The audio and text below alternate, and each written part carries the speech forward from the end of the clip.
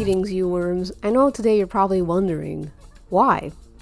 Why is this video 2 hours long? What could Jay have possibly talk about for 2 hours? Recently, I've become really interested in the art of wrestling. Yes, I know wrestling is not really what you came to hear about in this channel, but I've just become so bewitched by a certain wrestler that no one but me and 3 guys really care about, called Jungle Boy. Yes, Jungle Boy. Yes, I have the official doll of Jungle Boy. Who is Jungle Boy, you may ask? Well, that's what this video is here for you to find out what is this creature that I've become suddenly very obsessed with in a very normal way. So because I know a lot of you didn't come for me to talk about my favorite wrestler, I'm gonna try my best to make it as interesting and fun as possible, as fun as it is for me to talk about. So I hope you at least get some interest in wrestling out of this, maybe. I hope you also consider subscribing to my Patreon, because I know I'm not gonna get shit, ass, or dick because of all the AEW footage I will be using. So please feel free to subscribe to that. So the rest of yous, just hop right in, settle down, and enjoy the wonderful tale of Jungle Boy. So just a quick disclaimer, I just want to get this out the way. I am congested again. It happens. And also, you're going to hear my fan blaring in the last half of this video sometimes, because it's July or June, whatever, it's hot. And most importantly, this is not a video that is extensively researched. This is not going to be like a documentary. This is not going to be me knowing everything I'm saying. This is me basically just talking to you as if we are friends and we're at a sleepover and you're at my house, and I'm just telling you everything that I know from the top of my head with little poor research. So go easy on me. It's just for fun. And yeah, I hope you heed this and enjoy.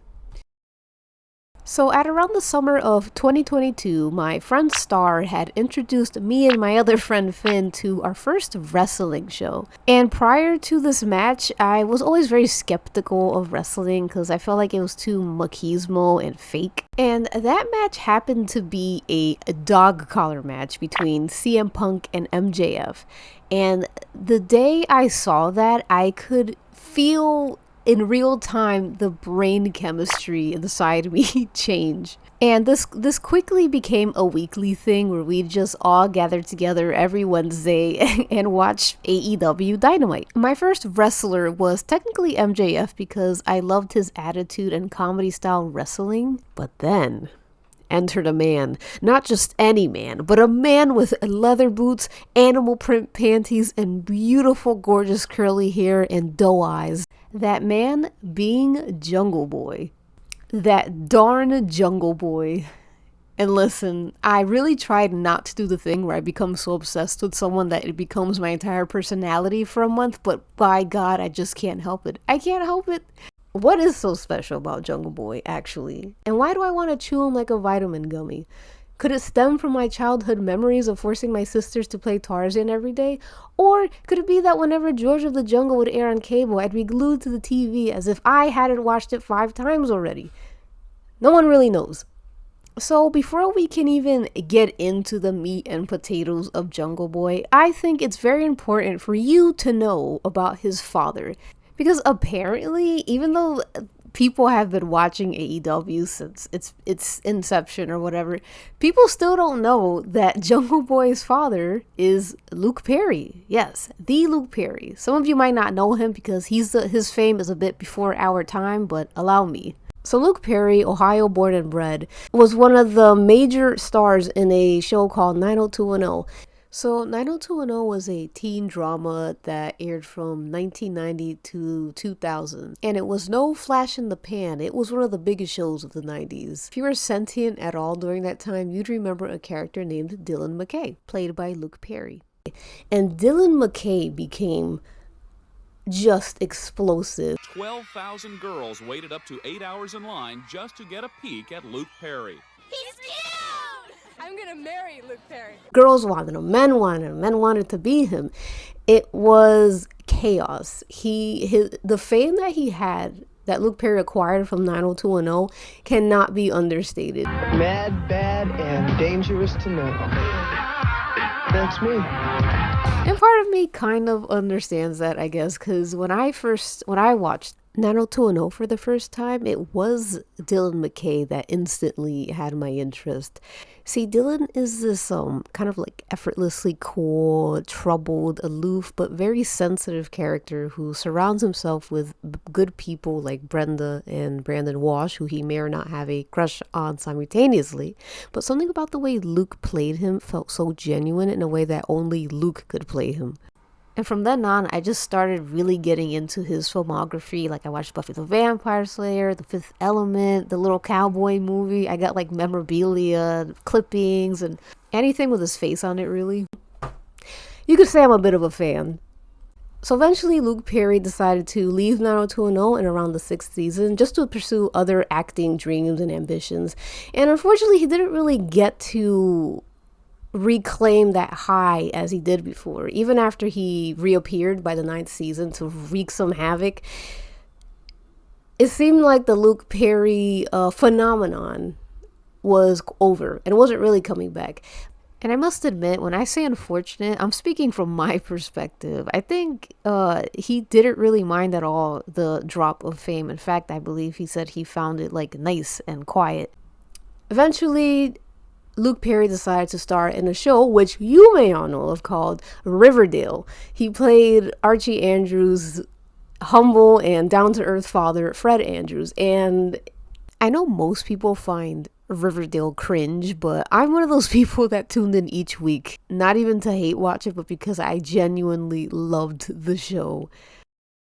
I think part of the charm, aside from the wacky weekly episodes, was the casting of all of the Riverdale parents, which all happened to be heartthrobs and bombshells of the 90s. Like Scream star Skeet Ulrich, crazy name by the way, who played F.P. Jones, father of Jughead Jones, or Mr. Regis and Kelly, who played Veronica's dad. It was a nice way to incorporate veterans and upcoming babyface stars, and most importantly, create a robust environment for shipping. Something about you, it's like an addiction. And it was just a nice way for younger audiences to be introduced to older stars, widening the fan base, but also giving them a guaranteed job. And job security is always something that you want to have as an actor. I remember reading that Luke actually took the job of 90210 to help support his family. So it's very interesting just to see like how he wasn't really this huge, super rich, mega Hollywood elite guy. He just got famous once and then still had to take jobs to support his kids and family. But with that being said, unfortunately, Luke's life was cut rather short in 2019 of March, when he passed away from a massive stroke. He was only 52 years old, but at least he was surrounded by family. And it already hurt when I heard this the first time when I was 25 years old and I ran to the attic of my job to cry. But I think it has a newfound pain now that it would be about 3 years since the death of my own father. If you don't hate him, go hug your dad right now, all right? Luke was always remembered as a very affectionate, a very humble guy, and someone who always treated every worker as equals. So why am I telling you this? Because this information is actually very important for this video. I'm not just telling you Luke Perry facts for my own for my own goodness, even though I love doing that. But please remember this fact. Remember Luke Perry and his tragic end, because this will be very relevant later on in the video. All right. I hope you enjoy some speed paints, because I'm not coming back after this. See ya. Ugh.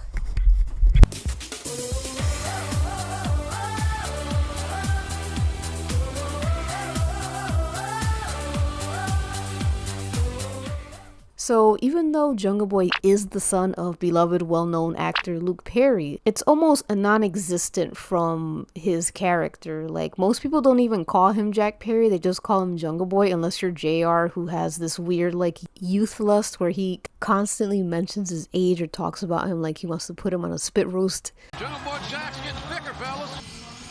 Jack Terry, ladies and gentlemen. I noticed Jungle Boy's upper body's getting thicker. Good look at the kid. Single ladies, by the way. In fact, Jack actually went by some name called Nate Coy for a while.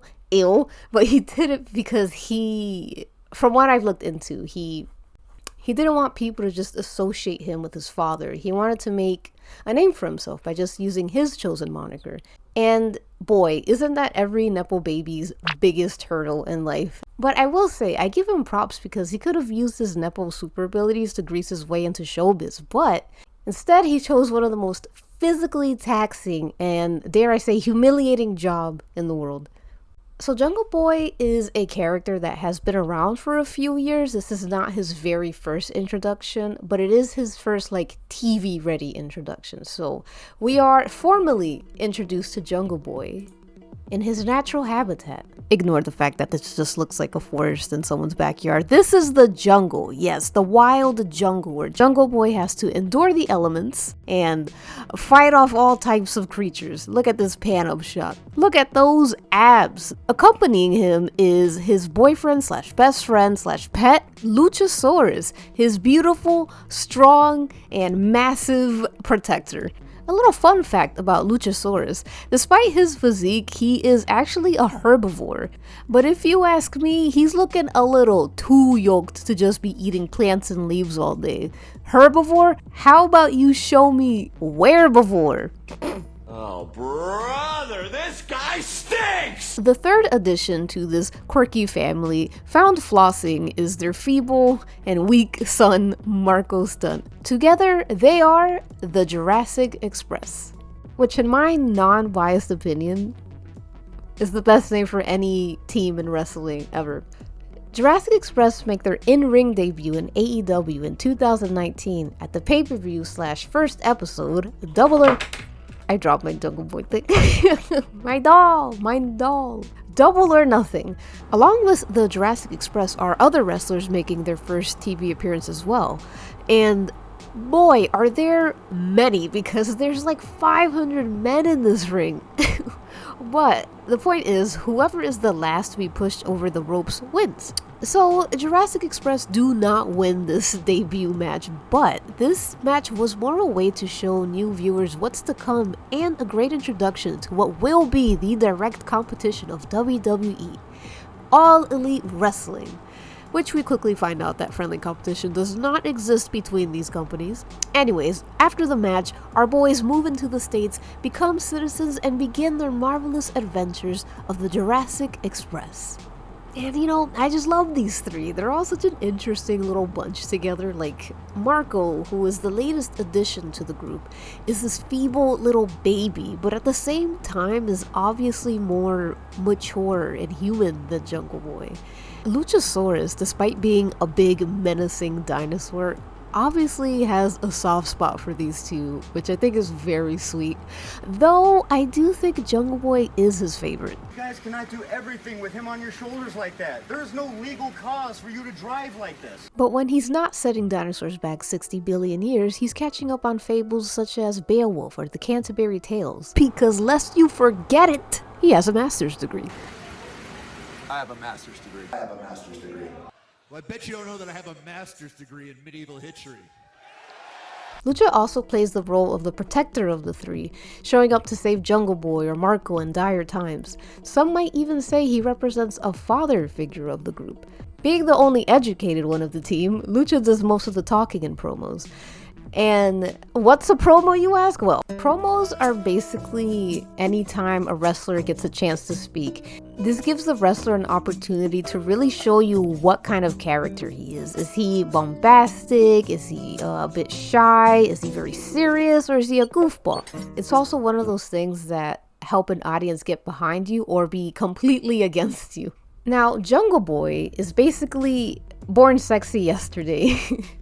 Yes, he is a grown man with dick and balls, but he doesn't quite yet understand the human culture that he's partaking in. It's all still very much new to him. You'll see him observing foreign objects like cameras or putting things in his mouth that he shouldn't. And you just know his ass was eating Tide Pods. So while he's still sounding out the alphabet, things like promos aren't really a priority for him. On the other hand, well, he's kind of known for being not good at promos.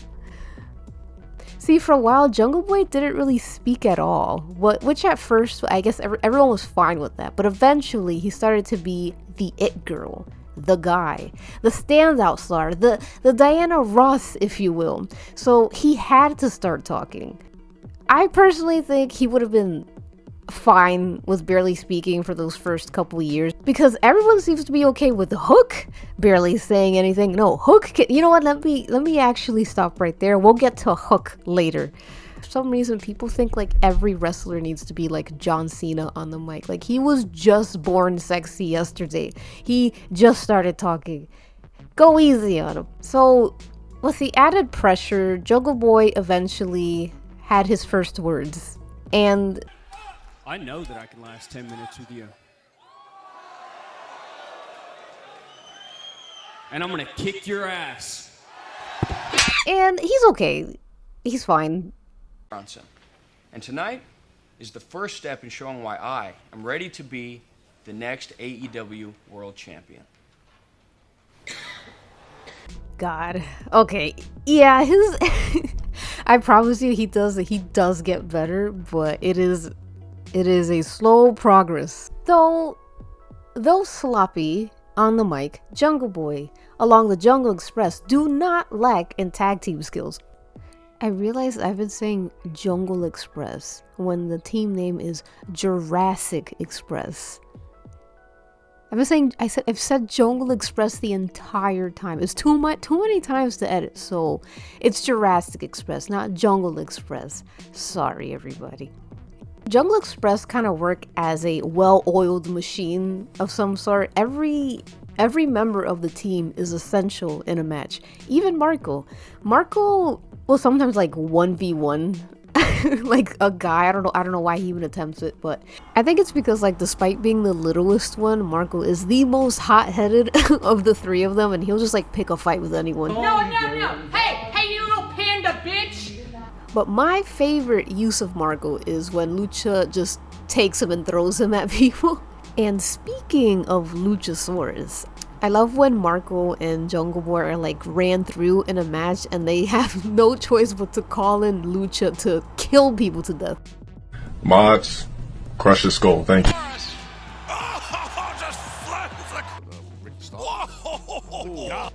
Oh, God. Look at this. Death to all of them. I also love watching him, besides throw Marco like a little doll. I like when he and Jungle Boy tag, because they always do some fun stuff, such as the throw ass and throw down. It's basically when the big guy weaponizes his twink. It's really fun. I love it. He's also pretty agile for like such a heavy and tall guy. Like, he has he does this thing where he just like does his little gymnastics flip and sits on it or whatever. And he's also the owner of probably my favorite name for a move ever, called the Fossilizer. I certainly wouldn't want to get on the bad side of this prehistoric beast. When they were just... I know. I think it's pretty obvious that Luchasaurus is my favorite, but look at him. He's a lizard. He's big and he's 5 billion gazillion years old. Did I mention that he's big? Now, Jungle Boy is more of like the in-between of man and animal, or dinosaur and Marco, and usually leaves all the heavier stuff to his muscled friend. But then out of nowhere, he'll like showcase strength that I didn't even know could be contained in such a twink body. I also like seeing him play in the ring. Like, he still fights very much like he's still in the jungle. He'll jump on the ropes and he'll flip around, and it's like he's never left home. And I like that. I like when he's feral. You'll see more instances of his feralness in the ring where, like, for example, like a wrestler will just usually use his hands to pin someone, whereas Jungle Boy will use his head to turn someone over for a pin. And I just think that's a really nice detail. Like it just really makes his character more complete. And I just really appreciate Jungle Boy's dedication to being a Jungle Boy. Speaking of dedication and Jungle Boy, why don't we briefly switch the subject to something of my expertise? Gooning. I know what you're wondering. Jay, why are we talking about this? What does this have to do with anything? It has everything to do with everything, actually, because what makes Jungle Boy so unique to me is that he is almost like just instinctually horny. Like, if you see his matches, it always becomes very interesting. And I know it's wrestling, it's always horny in the ring, but Jungle Boy is the only one out there running around in what looks like someone's, not mine of course, specific wet dream. Like, sorry to be that guy, but he's wearing the uniform, the fucking leopard animal prints, the fucking tassels framing his hips, hello, the fringe boots, the fuzzy tits. And it doesn't help that his opponents are always like just significantly bigger than him because he's so petite, and they always put him in these very compromising positions and these very weird pins. Like do we have to pin him like this? Probably not. But there's also like this running gag where whenever Jungle Boy is getting bullied, it just gets very gay very quickly because he's so beautiful and gorgeous. Up in that Jungle Boy, come on. We're gonna be all over. I'm also so obsessed and intrigued by the very small number of horny people that leave the most down bad comments on his matches. And we gotta give it up for this blog called Wrestle Arsenal that talks about Jungle Boy as if he's like the main character in an erotic novel. It's awesome. I mean, I am one of those guys just posting things that should be kept in a diary, but I do notice the small community of jungle creeps is beginning to grow. So those perverts you see, those perverts are my friends. But none of this feels out of pocket or random because wrestling for the most part does have an obvious sexual overtone to it. Like you can't not think that, come on. I just think it's fun. It's fun to be a pervert and stuff. Whatever. Let's move on. So aside from aforementioned details, one of the other things I really love about Jungle Boy and the Jungle Express is that they embrace one of the most important aspects of wrestling, and that to me is playing make-believe. Like, obviously, Luchasaurus is not a real dinosaur, and Marco doesn't floss as pathologically as he does on the ring. But it's fun. It's just fun. Like, especially when it feels like nowadays people are afraid to suspend even a little bit of disbelief at the risk of looking corny. Like they're not afraid to be cheesy because that's the point of Jurassic Express. I'm gonna address the elephant in the room. No, I'm sorry. The woolly mammoth. They represent a sort of like innocence and whimsy to wrestling. Like when a dinosaur is out for injury, they want you to feel sad and miss him. They want your heart to swell when the team gathers together and hug after finally defeating one of their biggest bullies at the time. They want you to feel something when Lucha uses his body to shield Marco from incoming danger. And no matter how silly and goofy it all may seem, you still find yourself caring about them and invested in them. That's why the Jurassic Express are one of the most popular teams in AEW, why kids love them, why adults love them. They were funny, they were family, and they were inseparable. Or were they? Enter Christian Cage.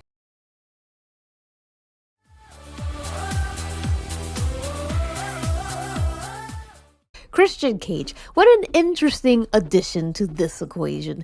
Here's some quick history on Christian Cage, actually. Christian is a veteran with a career spanning just over 20 years. He was mostly known for his work in WWE, playing Second Banana and First Pancake to Edge. He then quit and joined another wrestling promotion called TNA, where he, well, let's just say old habits die hard.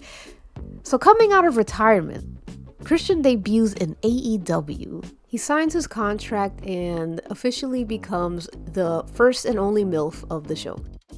He sets his sights on winning the Casino Battle Royale. You see, the person who wins the Casino Battle Royale gets a chance to fight the AEW World Heavyweight Champion. And that current champion at the moment is Canadian and known bisexual Kenny Omega. So there's a lot of weight put on this event because if you are able to beat the champion, then that means you become champion, and baby, everybody wants to become champion in wrestling. This is what we call the classic "you have belt, I want belt" storyline. You don't deserve this, but I do. And it means exactly as it sounds. Someone has belt, you want belt, you get belt. And amongst Christian Cage is many other guys who are itching at the chance at championships. So let's head over to the Casino Battle Royale, which is a match in 2021's Double or Nothing pay-per-view. It's basically the same match as the very first one you saw with Jungle Express. I never fully understand the rules of Double or Nothing or the Casino Battle Royale.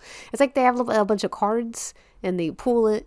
And there's a Joker card. I don't know. I think I'm too stupid to understand the intricacies, but whatever. So Christian's card group, I guess, gets called up, and you basically get a bunch of like wrestlers you probably don't care about in the ring. Like Max Caster's there, and he does his lame ass rap. Dustin, look at me!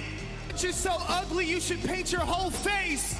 Though that was pretty funny. And yeah, the thing about these multiple men matches is that, God, it can just such a drag, because even though this one doesn't have like a million men like the first Double or Nothing match did, it's just a lot of like lollygagging, dilly-dallying, really just waiting for their turn to get in the ring and show off. But finally, Jungle Boy arrives, yoo-hoo, and things finally start to gain a bit more momentum again, and everyone's fighting at their chance for belt. But soon, the bloated Casino Battle Royale becomes a 3-man match, with only Christian Cage, Jungle Boy, and Matt Hardy left in the ring. See, Matt Hardy is also a WWE veteran who had a rivalry with now retconned brothers Christian Cage and Edge. But this was back when Matt Hardy was a twink and he was with his cunty brother, and Edge and Christian Cage were girls. But with that hatchet long buried, Matt Hardy, being a fellow old, decides to use the veteran's blood bond to try and get Christian to bump out Jungle Boy.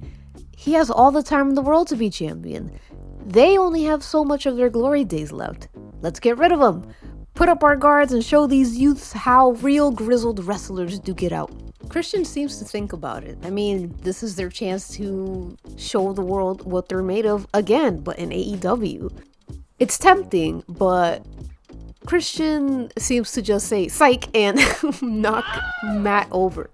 So now you have 2 men in the ring. 2 men that want belt. Christian, a returning veteran, wanting to relive the resplendence of having gold, and Jungle Boy, a youth who just wants to be given just one chance to prove himself to be more than a pretty face, and also face Kenny Omega. I don't know how much of the crowd I can play, as this is a pay-per-view. I probably can't play the crowd at all, but the entire arena in this moment is just on fire for Jungle Boy. Like, they are all chanting his name. They're singing his song, they're doing the whole thing. And Christian Cage, who's like a respected veteran, is actually getting booed whenever he gets like the upper hand in the match. It's crazy. I mentioned the audience because you think, you're like, okay, the audience, Jay, who cares? It's a live show. No. This is not like musical theater where the audience is just here to watch and we don't really exist. This is wrestling.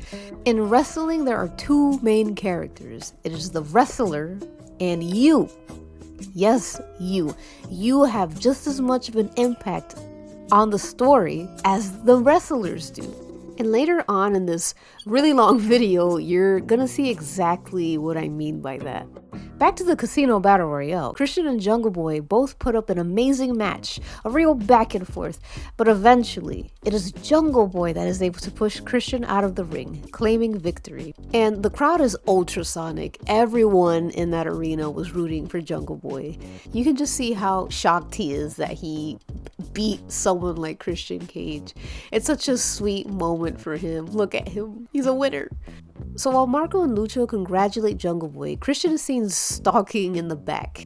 Does he regret not going with Matt's plan? Is this where he tells off Jungle Boy and tells him to stuff bananas you know where? No. Christian has held a singles champion belt before. Maybe not AEW, but he's been through that before. That'd be so fucked up if he was like, hey, fuck you, kid, and then just beat him up. No. Christian is a mature MILF. He understands that there will be other chances at the belt, and he will not hold a grudge about that because he is a good person. So Jungle Boy has his celebratory interview with Tony Schiavone, just talking about how it feels to be a winner, how does it feel to be so gorgeous and beautiful and amazing. And it's all about Jungle Boy. But then Christian Cage enters the scene. Christian Cage has come out here. Jungle Pussy Delirious, I presume. But he's like, I don't want to take your moment, but... And it's like, okay, I'm going to stop you right there. You're Christian Cage. He's Jungle Boy. That's like if Beyonce interrupted a Wallows concert and was like, hee, I don't want to take any attention from you. But you have. So Christian starts yapping about how he hates to lose and that he wasn't convinced that Jungle Boy feels the same about wrestling. But then he's like, listen, when you won that Casino Battle Royale, I looked right into your big doe eyes and I felt something that I haven't felt for another man in years. I mean, you got that spunk, kid. You got that dog in you. So Christian Cage wraps it up by saying, you did it, now go win it. Very nice of a veteran to do that. It's a shame Jungle Boy was thinking of bananas the entire time. Oh well. But suddenly, their moment is interrupted when Private Party crashes the party with their dad, Matt Hardy. Not actually their dad, but he kind of manages them. Anyways, Matt Hardy and the Private Party assault Christian Cage, obviously mad about being betrayed. But what's interesting is that Matt Hardy says that they both made a pact to take out Jungle Boy. Well, I'm sure that means nothing. So Jungle Boy literally jumps in and successfully defends Christian Cage because that's his problematic age gap man that he's now imprinted on, so back off. This leads to the first tag team match for Christian Cage and Jungle Boy against, of course, Private Party. And you're probably wondering, is it normal for people to wrestle in khaki pants and polos? No, it's not. In fact, it's highly frowned upon. But Private Party are a tag team that claim that they're always coming back from the club. That's honestly really funny. I like that. In this match, you get to see what kind of dynamic these two get to have. And unsurprisingly, Christian takes on a paternal role to Jungle Boy, to which Jungle Boy readily accepts. Because he also sees him as a paternal figure. Yes. Meanwhile, current world champion and Canadian and known bisexual Kenny Omega begins to taunt Jungle Boy to get him on his stage. Then starts getting a little gay about it, honestly. When I look upon you, when I look at those long, flowing golden locks, when I look at that underwear model-esque body of yours. But because Jungle Boy ain't a little bitch, he does show up and he's like, hey, shut the fuck up. And then they start tussling. But lucky for Kenny Omega, two of the worst dressed men come to his rescue. They are known as the Young Bucks, or as I like to call them, the Evangelicals. So it's finally the night of Jungle Boy and Kenny's match, and Jungle Boy is in the locker room doing the best promo he can. I'm gonna go ahead and say that tonight feels like maybe the biggest... Luckily, Christian walks in the locker room and says, hey, remember when you beat me at the Casino Battle Royale? Hee, do it again tonight. I do highly recommend watching this match because Kenny is just such an athlete and Jungle Boy has no problem keeping up. Like, they both have excellent in-ring fight chemistry. It's also like a very much a classic heel versus babyface kind of fight where Kenny's just kind of teasing Jungle Boy. It's a real good time. What's a heel and what's a babyface, you may ask? Well, it simply just means good versus bad. I mean, that's how I see it, at least. The heel is supposed to be the person you're supposed to hate and root against, and the babyface is supposed to be the good guy, the hero. The heck? That's Sting! From the top of the United Center! Or sometimes even the face of the company. Think like John Cena or Rey Mysterio or even MJF, even though his babyface run was really bad. So Jungle Boy gives the match all that he's got. But unfortunately, Jungle Boy does not come out victorious, but it's okay because he will have other opportunities at other belts in the future. Kenny, wanting to teach Jungle Boy some kind of sick lesson, attempts to break his face with his belt, but then Christian Cage, the man that he is, swoops in and saves Jungle Boy from facial reconstruction. So although Jungle Boy did not become world champion, he sort of gained a surrogate father in Christian Cage, or at least that's the role that Christian Cage seems to have taken. He's always seen now like giving Jungle Boy advice, trying to pump him up before a match, telling him, hey, you can do this, I can see you being world champion one day. He's very, very supportive of Jungle Boy, and he really believes in him. Speaking of father figure, Lucha actually steps in, and he's a bit weary of Christian Cage. He's like, what are your intentions with my boy? But he's like, you know what? You did save him from Kenny and his goons, so it's ride or die forever, man. Despite what people may think, dinosaurs are very loyal. So now, I got your back. Christian Cage, being Captain Charisma, mentions that he might be a quartered Triceratops. I don't know the name of the dinosaur. I'm not good at dinosaur names, but you know, for a guy with a master's degree, Luchasaurus sure did not even question that. But hey, the two hit it off, and it seems that Christian has fully cemented himself within the team, a new member of the Jungle Express, and Jungle Boy couldn't be happier. And with the addition of Christian Cage, you start to see Christian kind of become head of the Jurassic Express, as he's the one who's doing most of the promos now. Essentially kind of replacing Lucha in that sense, because as we go on, Lucha will start to say less and less and just kind of do a little after someone else does a promo. But no longer the silent protagonist, Jungle Boy is actually beginning to find his voice. He's having more promo work than he ever did before, and yeah, he does still sound pretty awkward and maybe even a little stinky, but the gained confidence in his voice is very noticeable. And this is all thanks to Christian Cage, who is obviously guiding him through these promos. But by this point, promos seem to be the least of his issues. It's Wednesday night, and the Bucks, or also known as Kenny's Planktons, have officially set their eyes on Jungle Express, wanting to prove that they are the best tag team. We're the best of all time, and there's ain't nobody in our league. Jungle Express don't like to be underestimated, so they crash their whack-ass game and accept. Also, get fucking Kobe'd, bitches. Meanwhile, Christian is having his own C-plot.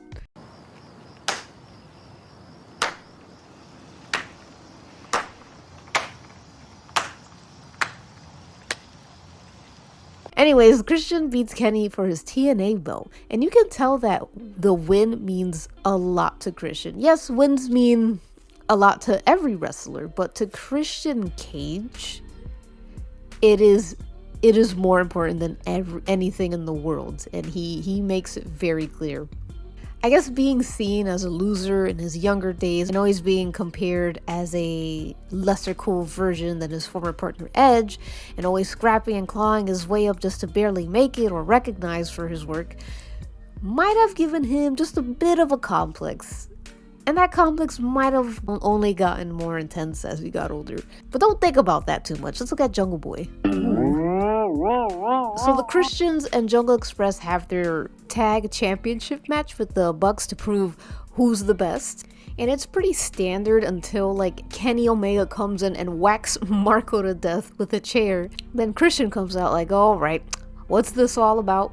Like, heels often do these little tricks and shenanigans, and unfortunately, the distractions prove to be too much, as in an effort to end the shenanigans outside of the ring, Lucha does not make it in time to break their pin on Jungle Boy. And with that, the Evangelicals retain, basking in their unearned victory as Lucha tends to his injured partner. But of course, since this is a heel team, Christian is brought out like he's Princess Peach, and the whole squad just starts beating on them. They just can't win and be done with it, can they? Okay, so this is where things start to get a little bit convoluted, because there's just so many like characters and stories and stuff, and a lot of stuff that happens in real life can affect the story. Like someone gets injured or someone just dies. In this point, it's just gonna be more people coming in, so I'm gonna try my best to keep everything as tight as possible, so bear with me. So Christian has another match with Kenny, this time for his main belt, the heavyweight champion belt. It seems Christian just can't take one win and move on. I mean, then again, they are like relentlessly bullying him and his jungle family, so I guess I get it. He, of course, loses, and Kenny, of course, being a heel, needs to make the loser of the match pay and call in his homunculus to beat up an already exhausted Christian Cage. Oh, no. Come on. Come on. No, the man took the one-winged angel from the top, damn it. The Jungle Express swoops right in. Jungle Boy slides into that ring like he's made of butter, but they eventually get their asses beat. I mean, look at Marco's stunt. He's already so weak, please. Anyways, music hits and fucking Adam Cole steps in. Adam Cole is... He's just another guy from another promotion. I believe he came from NXT. And I don't know much about Adam Cole. I just know I really, really like those pictures of his older matches. Back when he was a little bodacious. My God almighty! And yeah, everyone's excited. Everyone's like, oh my God, it's Adam Cole. And then he's like, hey, cut that out. Just kidding. Hee hee. These are my friends. And they eventually deem themselves as like the super clique with Adam Cole. Whatever he is. He's such a he's so head cheerleader coded. So now Kenny has more uglies. All is bad. The evil has won. Wait, what's that? Oh my God! Oh my Lord, it's Bryan Danielson! Why, it's Bryan Danielson, of course. Who's Bryan Danielson? He is also from another promotion. He came from WWE. And all you need to know is that he was basically the Princess Diana of WWE. Bryan aligns himself with the baby faces. And honestly, Bryan does not add anything to the story. It's just that the wrestler was like, I'm joining your show, and now because it's wrestling, we have to make an entire segment about him. And I will be honest, this is the last time you will hear about him in this video. I just think it's funny that he came in after Adam and just completely sucked up all of his like attention, because Bryan Danielson is Princess Diana. So despite finding a new ally in Bryan Danielson, the intimidation from Kenny and the Super Clique only get worse. After taking another L to the Bucks at a tag match, Kenny and his goons conduct more schoolyard bullying, though no one gets bullied quite like Jungle Boy, I gotta say. Sorry. Okay, so things are gonna get a little crazy, but stay with me. Christian Cage runs in and he tries to be a hero, but he ends up putting the Lucha Bros in danger with him, and he gets beaten with sticks. Then Kenny Omega's like, release the cage! A cage starts ominously descending, and then he's trapped with the Lucha Bros and with the Super Clique getting tormented. Marco and Jungle Boy and many other friends try and jump into the cage, but they keep getting sprayed or beaten like they're bugs on a bug net. Once they have Christian Cage right where they have him, alone, afraid, and severely outnumbered, they assassinate him in front of a live studio audience. So now that everyone's properly traumatized by what just happened, we meet the Jungle Express with the press. And Jungle Boy has a few words to say. Oh, Marvez, there's been a lot of fuss. Maybe we shouldn't say anything for a while. Anyways, it seems that Adam, you remember Adam, right? Adam Cole?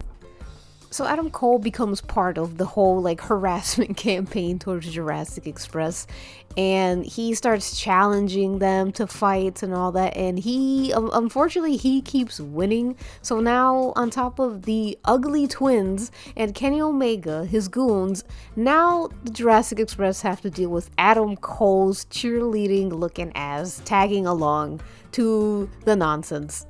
And I don't even know what warrants this amount of terrorism from the Super Clique, because most of the time Jurassic Express are just minding their own business. Somebody help me! Man! Most of the time. But Jungle Boy and the Jungle Express have finally had enough. A final fight is declared for Full Gear, which is another pay-per-view, of course. The Super Click versus the Jungle Express. But to really make a statement, Christian walks out with 2 chairs, preparing to perform the concerto.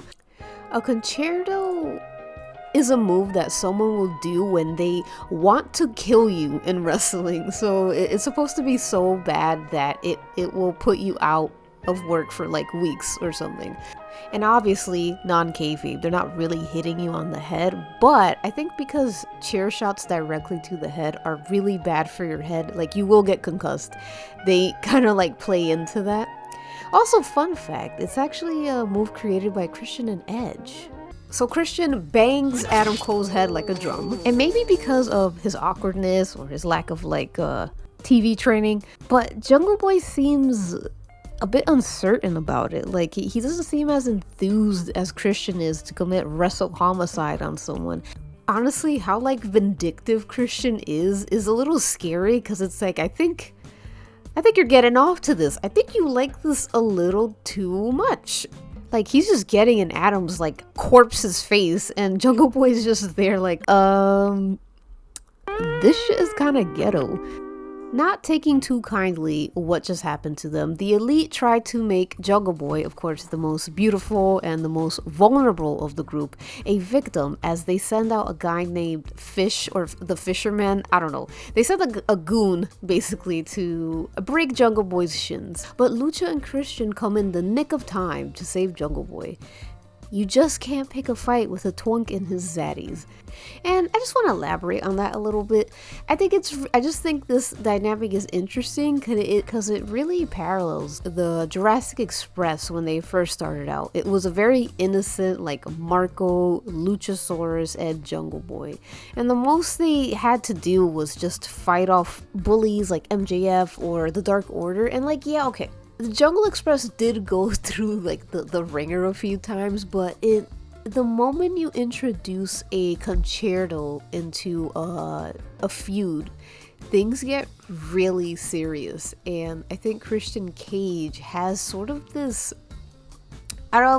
he brings a sort of darkness to the Jurassic Express that wasn't really there before he entered.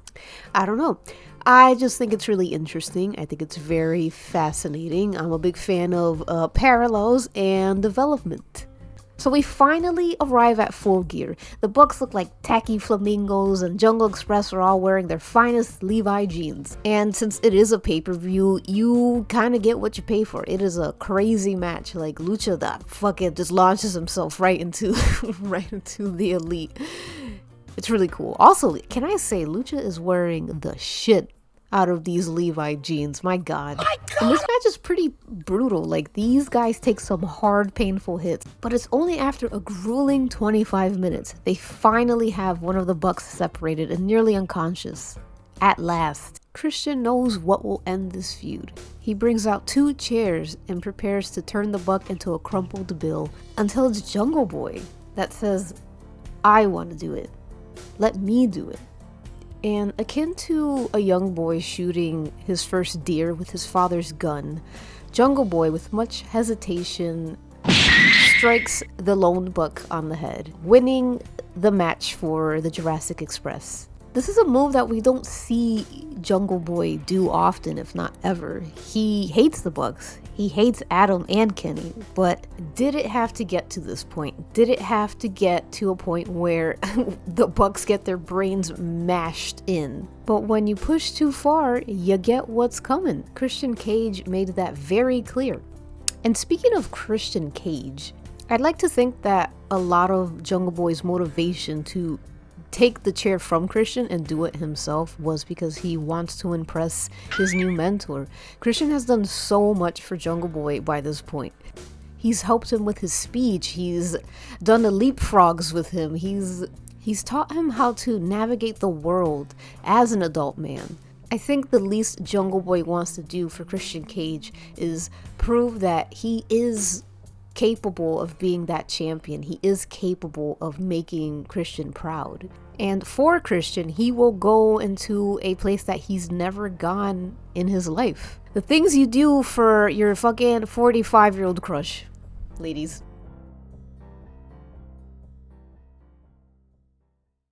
With the Bucks now reduced to angel dust, the Jurassic Express are now able to move on with their lives and onto better things, such as the World Tag Team Champion belts.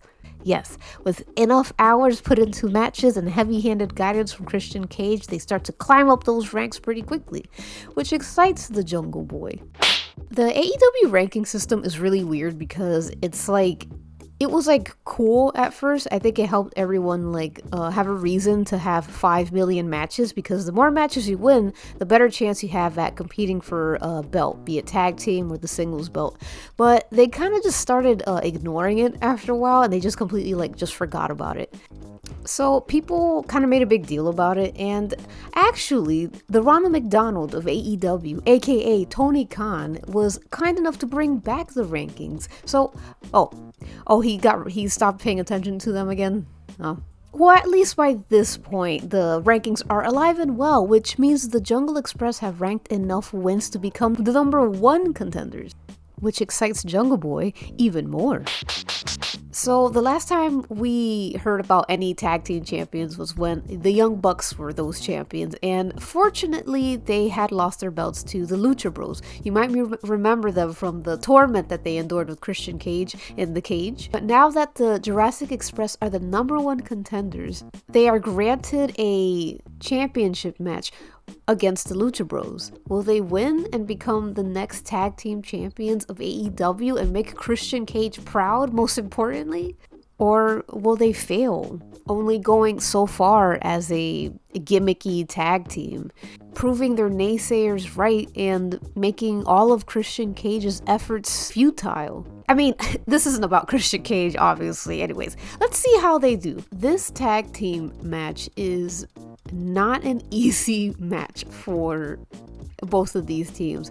I mean, Penta the Clown has this thing where he likes to slap the tits off of his opponent. First encounter, excuse me, the second encounter, the most recent encounter. Jungle Boy's balls keep getting busted throughout the entire fight. Like, they do crazy stuff to Jungle Boy in this, but this is the match that will determine who will be the next tag team champions or who will retain. So it makes sense that everyone is throwing all they've got in the ring. And with valiant effort and unfortunate injuries, Jungle Boy is able to secure the win with a roll-up. And just like that, the Lucha Brothers' 122-day championship run is now over. The moment is so surreal, almost Jungle Boy can't even believe it.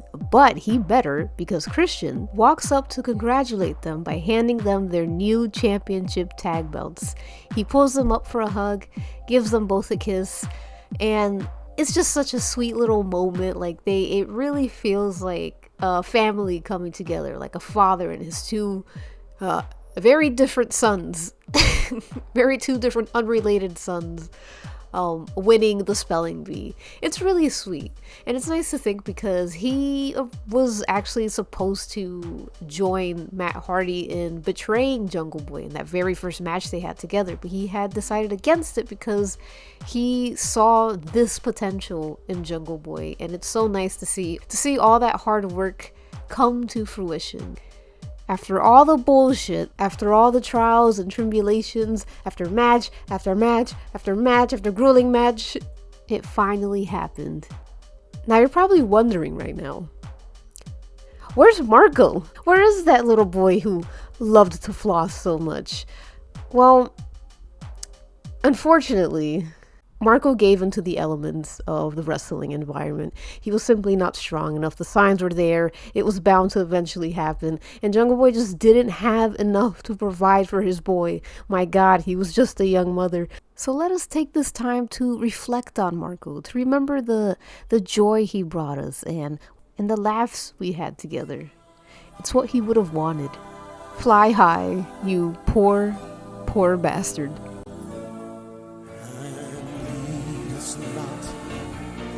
Into temptation, but deliver us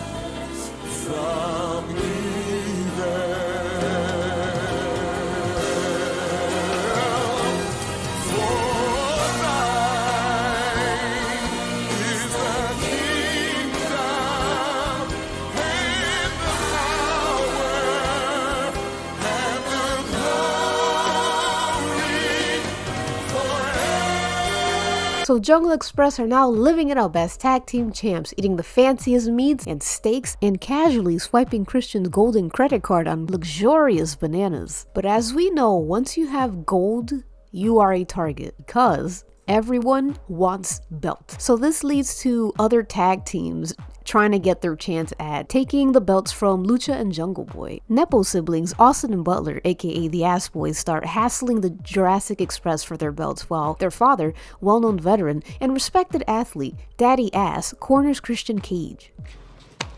Don't walk away from me.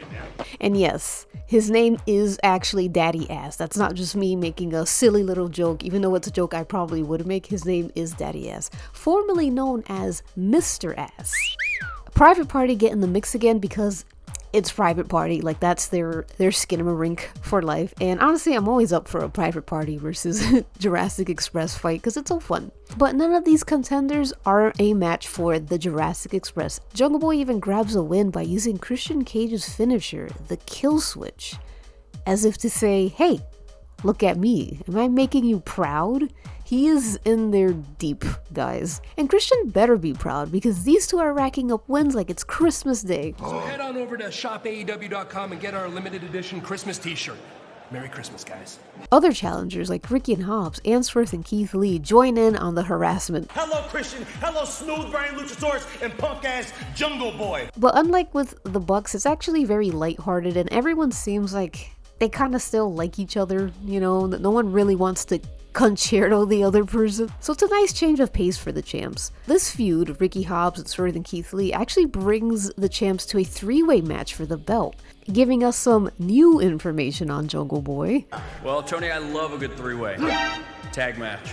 But in exchange for that, Jungle Boy sets a challenge for Ricky's gold FTW belt, aka Fuck the World belt, not to be mistaken for the win belt. And before you two get a shot at these, why don't you give me a shot at that? And it won't be the last time the belt's gleam catches those jungle eyes. But of course, the Jurassic Express take another massive hot dub because none of these girls and their big boyfriends are a match for the main character of this video, Jungle Boy. So with all these challenges being put out immediately, it seems that everyone wants a piece of the Jurassic Express. Everyone including the Bucks. Unfortunately, we have not escaped the never-ending nightmare that is the Evangelicals. So the Bucks and the Jurassic Express with Christian Cage share the ring together once again. Joining them in this match is Mr. Fish and some other guy. You may have remembered him when he tried to break Jungle Boy's ankles. And Matt Hardy for some reason. But it's in this match where Adam Cole declares that the Bucks will reclaim the tag team belts that is rightfully theirs. And alright, no problem. The Jurassic Express have been challenged and have succeeded in those challenges over and over and over again. I actually didn't mention this, but they did retain the belts from the Bucks at the 2022 pay-per-view Revolution, and this was against the Fishmen and all that. I don't know why the fish people keep like coming back. We don't even see them again after this, but they've proven to the Bucks not once but twice that they are better than them. So this is mere child's play to the Jurassic Express, except it isn't, because they lose. And they don't only lose, but Jungle Boy is the one that takes the pin. Again. And I know what you're thinking. Again? What do you mean again? You told me that the Jurassic Express have been sweeping in sick, nasty, fat dubs this entire time. And yes, they have. As a team. See, Jungle Boy just could not keep that momentum alone. There's a reason why he's not carrying the FTW belt. Ricky beat his ass, and following that, he lost another singles match. And then following that, he loses again. this time costing his team the match. And listen, no one wants to fucking take the L to the Young Bucks. Heck, even Matt Hardy takes pity on Jungle Boy and tries to help him up, but that's a little too close for Christian Cage's comfort. Christian, seemingly frustrated, pulls Jungle Boy away from Matt Hardy, as if Jungle Boy is a broken toy that Christian needs to inspect, figure out what's wrong with it. What's going on in Jungle Boy's head? Why can't he keep it together? What happened to his shining star? Why is it fading? And along with Jungle Boy's momentum follows Christian Cage's patience. He's colder, more short-tempered, kind of fucking mean, to be honest. You actually don't sound like a sore loser, you just sound like a loser.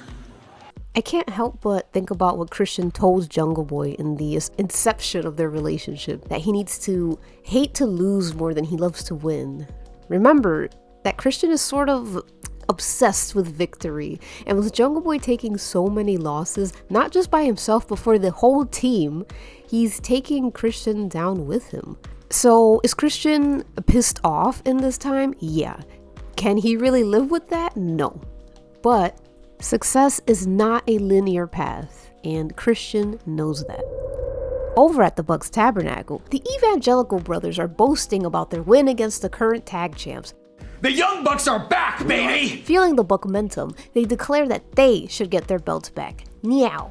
But then the Hardy Boys step in and they're like, well, we want these belts as well. And it's like, okay, why do you guys want these belts? No offense. But most importantly, Christian walks in with the Jurassic Express and is like, me and my big ass ears couldn't help but overhear you guys talking about belts. And no, he doesn't really think anyone deserves the tag belts, but he does acknowledge that Jungle Boy, specifically, did get pinned. But the fact is, you did pin Jungle Boy in his hometown in Los Angeles in front of his family.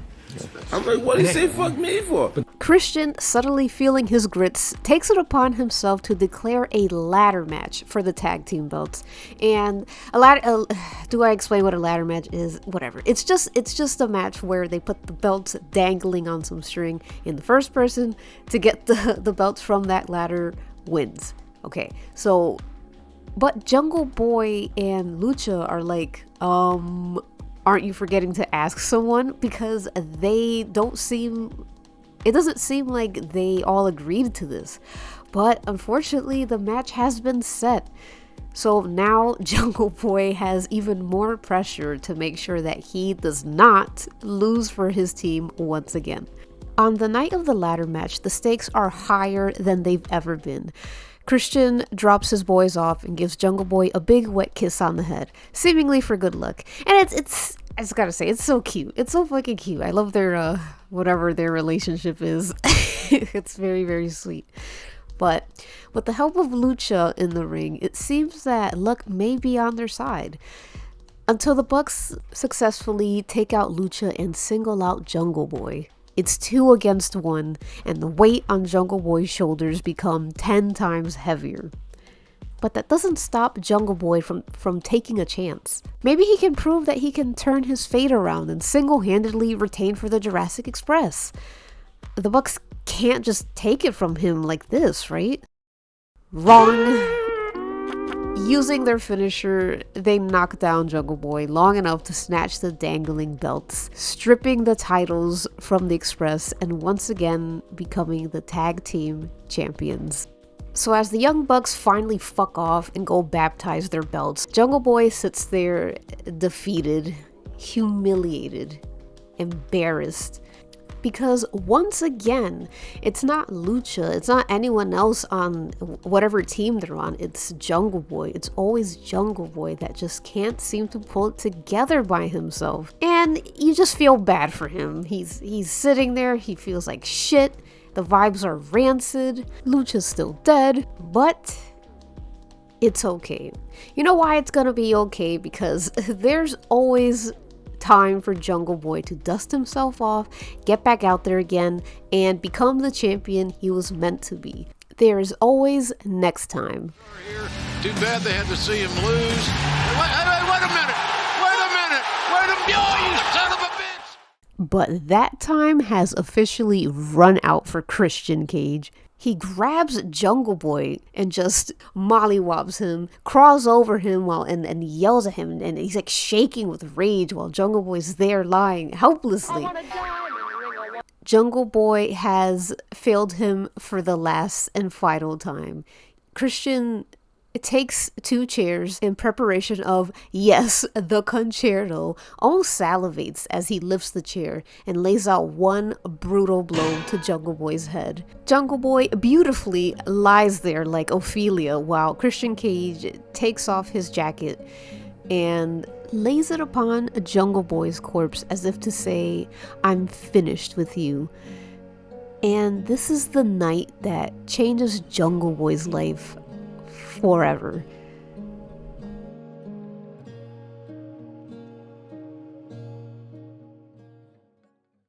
Back on Dynamite, the world is screaming, why, Christian? Explain yourself. And explain himself he did. You remember the casino battle royale? Yeah. Well, he never forgot about that shit.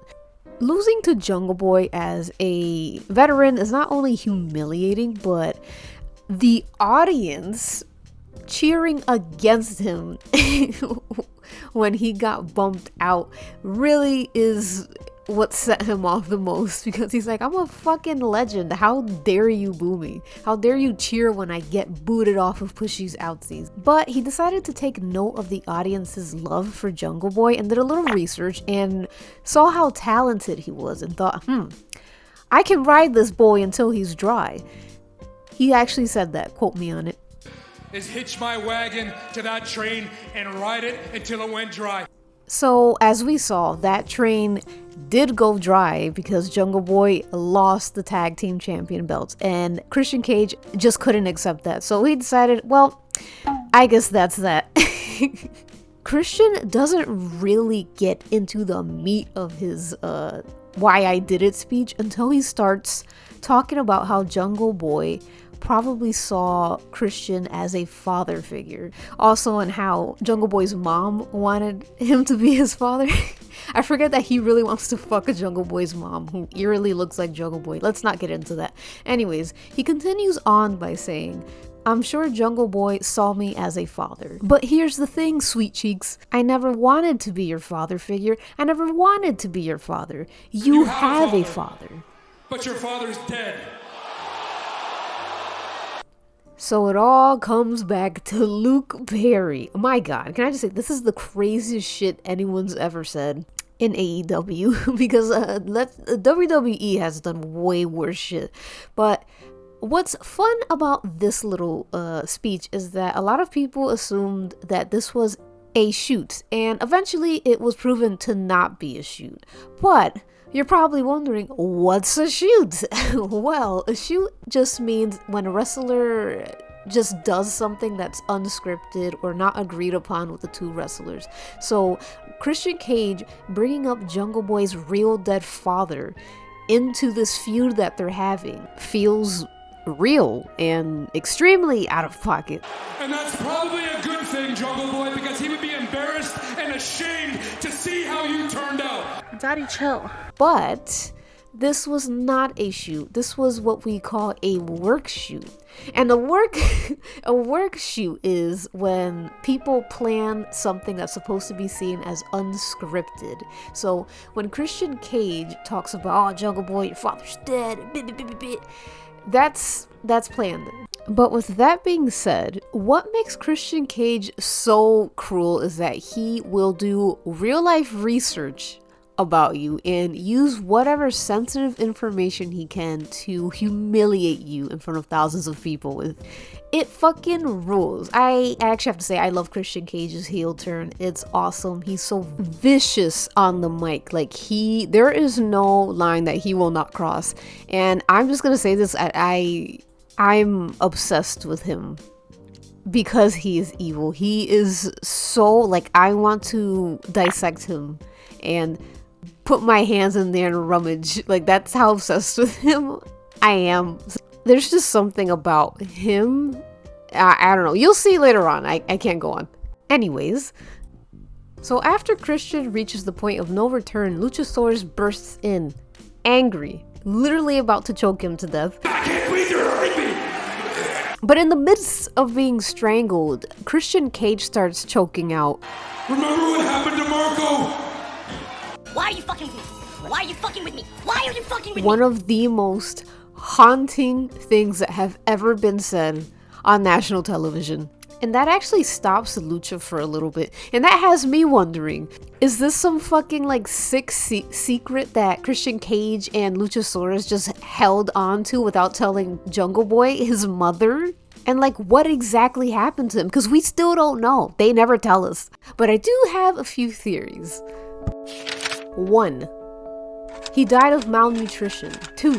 Lucha ate him, knowing he was dying of malnutrition, and only Christian knows this. 3. Christian has Marco in a basement on a hamster wheel to run his electricity for free.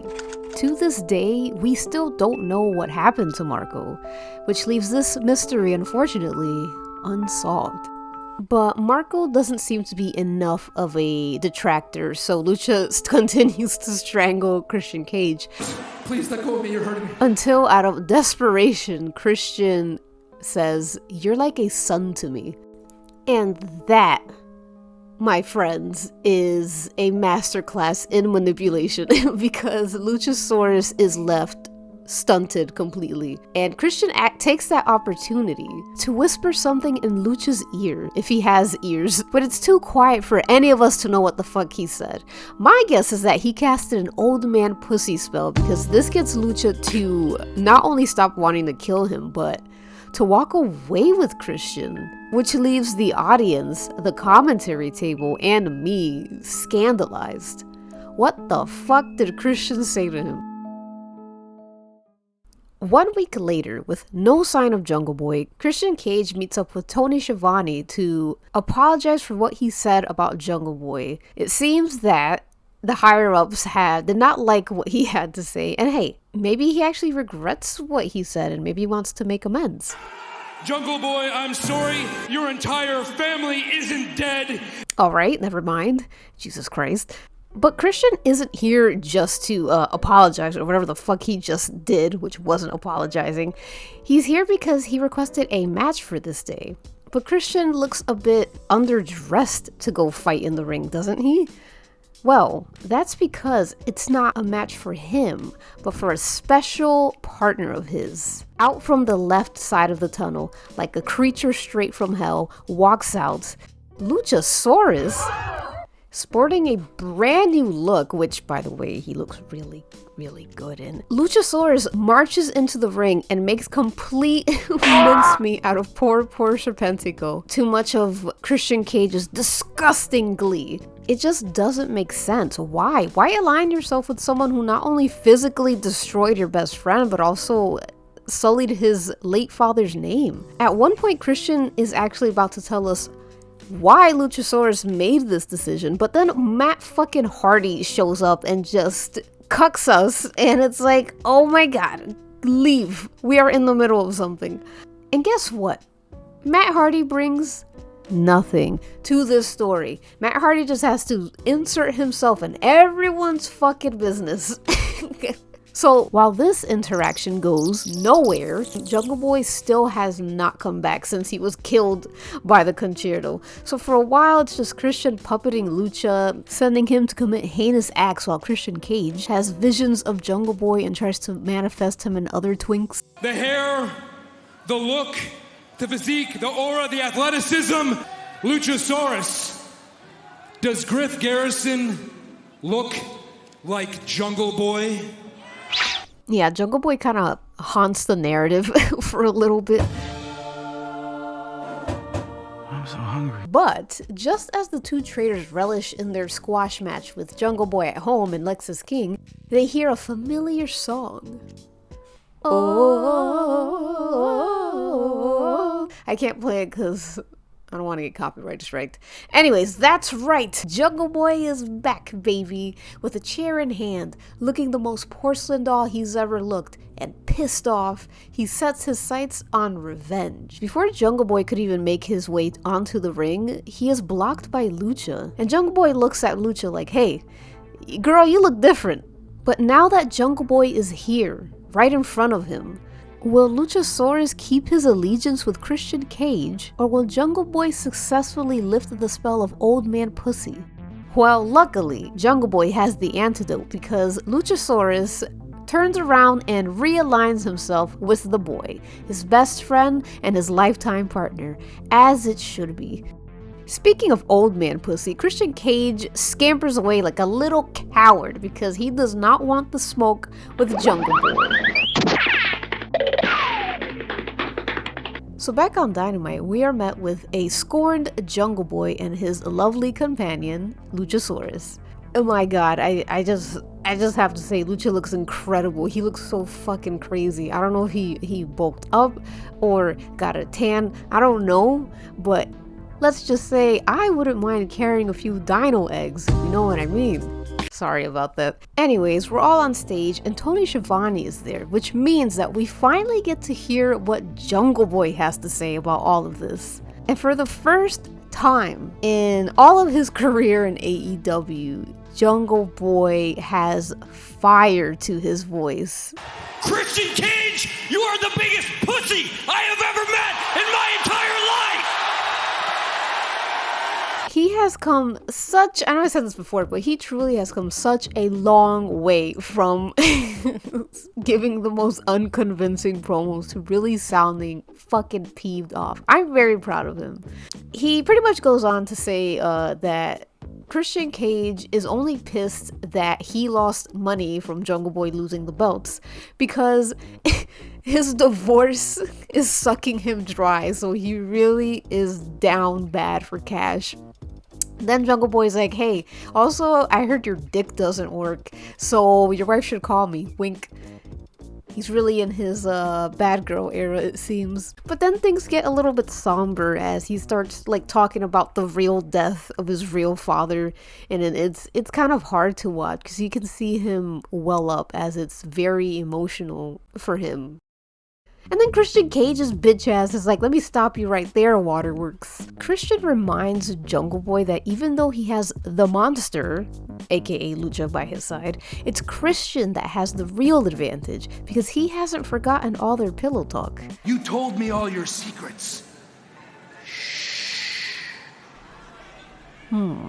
But instead of instilling the fear of Christian in the boy, this actually sets off a series of events where Christian is nearly killed every single day of his life.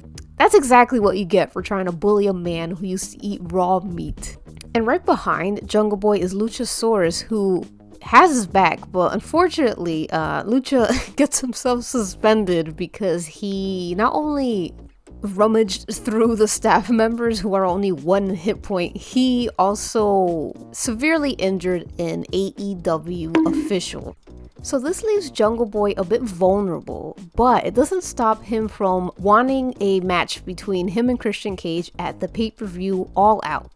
Christian Cage hears out this challenge and gives a solid no. Because he actually doesn't want to fight Jungle Boy anymore. It's not because he's scared for his life or anything, but because he feels like they've just said a lot of things that they both shouldn't have said and that they both should take responsibility. So Christian Cage attempts to extend an olive branch to Jungle Boy. He even lets in an I love you and you're like a son to me. Boy, we haven't heard that one before. And I love you. You are like a son to me. And that stops Jungle Boy in his tracks. He thinks about it for a bit. Another masterclass in manipulation. Psych! Jungle Boy sees right through the debate and beats Christian Cage's scrawny ass. We then start getting into Real Housewives territory because it's just ratchet. It's ratchet as hell. They're fighting, they're saying fucked up things to each other. I hate your guts, you piece of crap! But in the heat of the moment, Jungle Boy accidentally breaks, or maybe not accidentally, breaks Christian Cage's arm, and he has to be pulled away by staff. And boy, oh boy, does Christian Cage just play up the fact that Jungle Boy broke his arm. He loves to pretend that he's a victim. I was giving you one last opportunity to apologize for the hurtful, personal things that what you said about me. And that's another like fun part about Christian Cage, is that he's a fucking hypocrite. Like, if he'll say all this stuff about Jungle Boy's family, with the minute Jungle Boy breaks his arm a little bit, he's like, oh, you hurt me, you're mean. With all that being said, Christian Cage does accept Jungle Boy's challenge.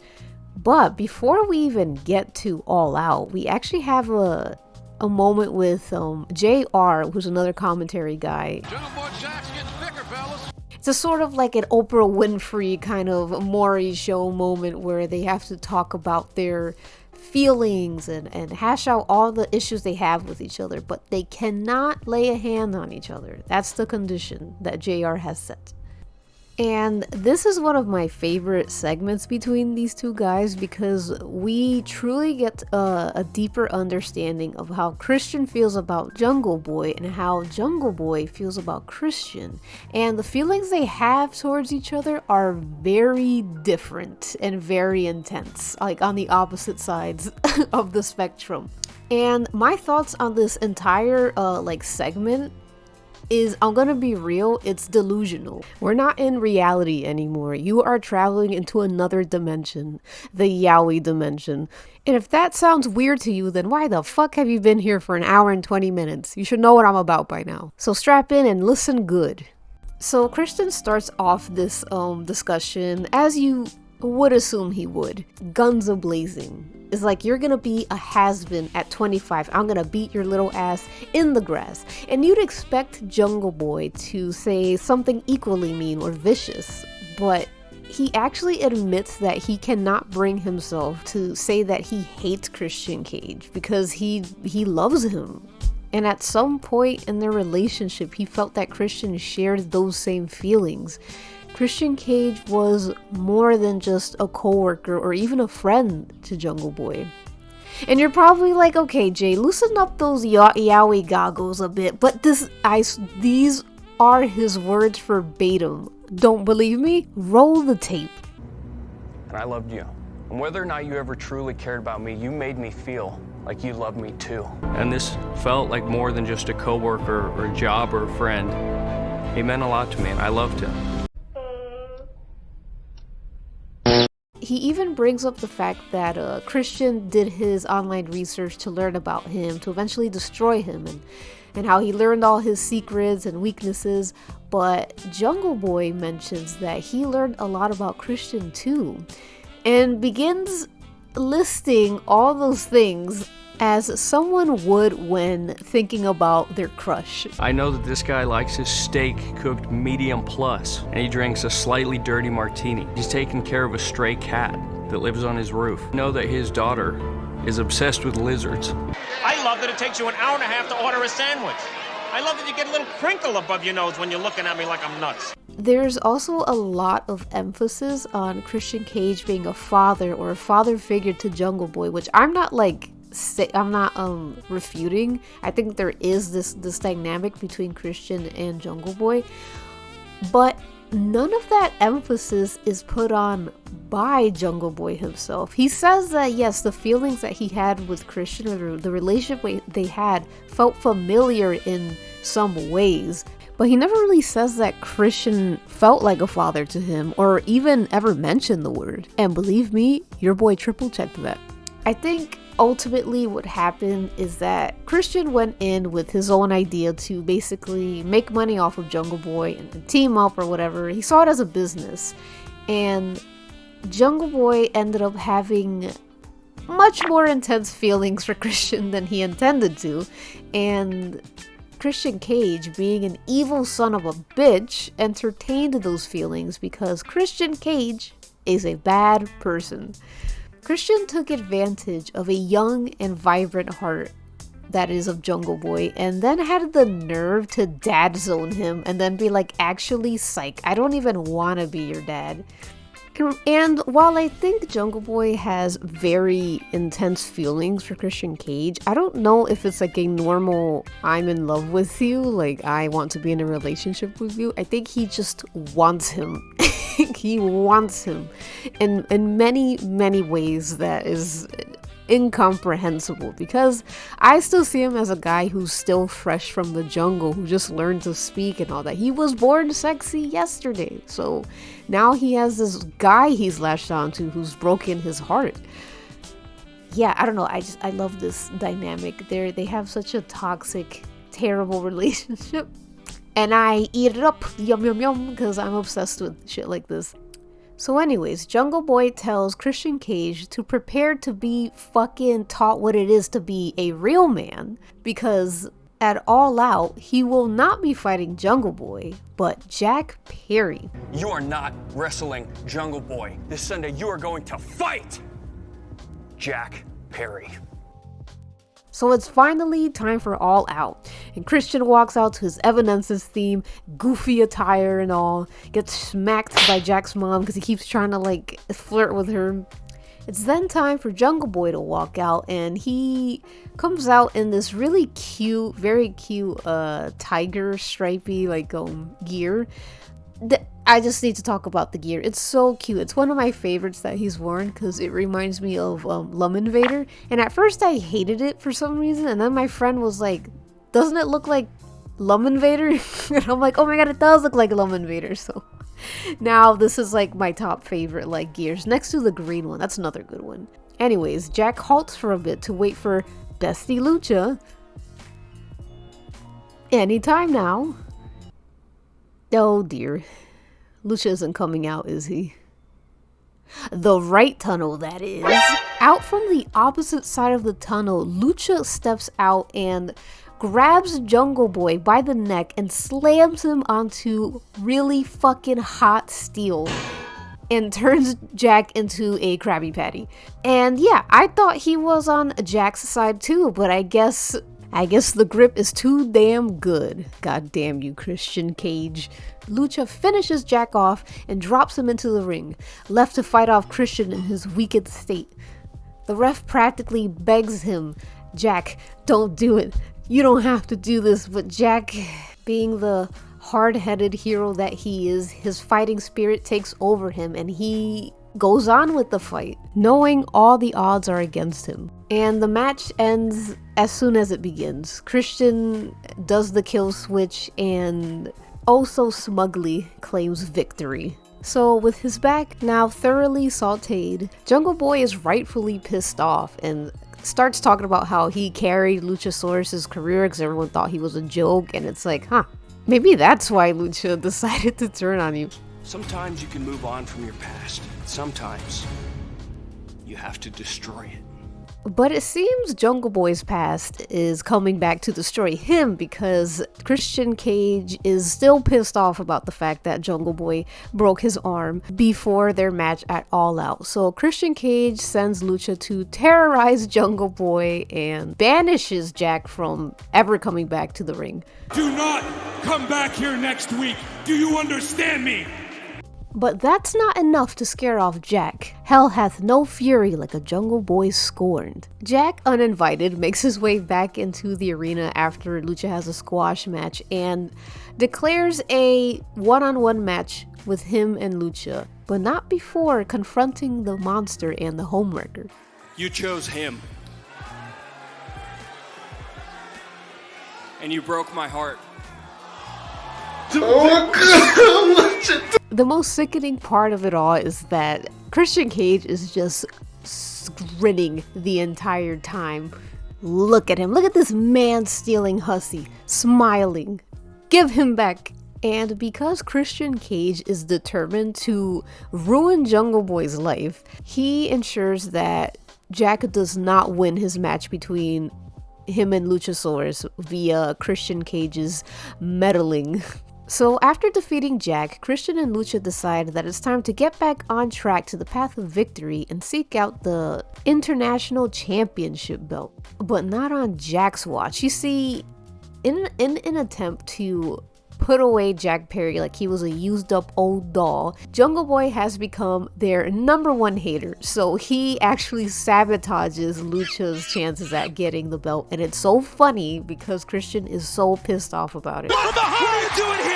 Keep your nose out of our business, you sore loser! Jungle Boy Jack! So honestly, a little bit rightfully pissed off, Christian Cage goes to the ring and is like, alright, Jungle Boy, fucking what do you have to say for yourself? In our first chance at a championship, which Luchasaurus was dominating, by the way, you decided to stick your nose in and cost us that match. Jack makes his case by saying that he only cost Christian one single match. He just lost one match to him. Meanwhile, these two chuckle fucks ruined his goddamn life. But instead of putting Christian and Lucha behind him, this time he asks for one final match with Lucha. Just the two of them inside of a steel cage. Which means that he will be trapped with Luchasaurus in that cage, offering himself up as Dino Kibble. But before accepting that challenge, of course Christian has to run his damn mouth. Maybe you're realizing that all of your success was due to me, that thankfully you have your father's Hollywood good looks. To which Jack gives the proper response to. So the final match between Lucha and Jungle Boy takes place in the pay-per-view Full Gear, and this was the match that really put Jungle Boy on the map for me. Like it's just an incredible match between them. Also, most importantly, Full Gear takes place in Newark, New Jersey. New Jersey legend, let's go. So Jungle Boy and Lucha are locked inside the steel cage with no escape. There's no turning back now.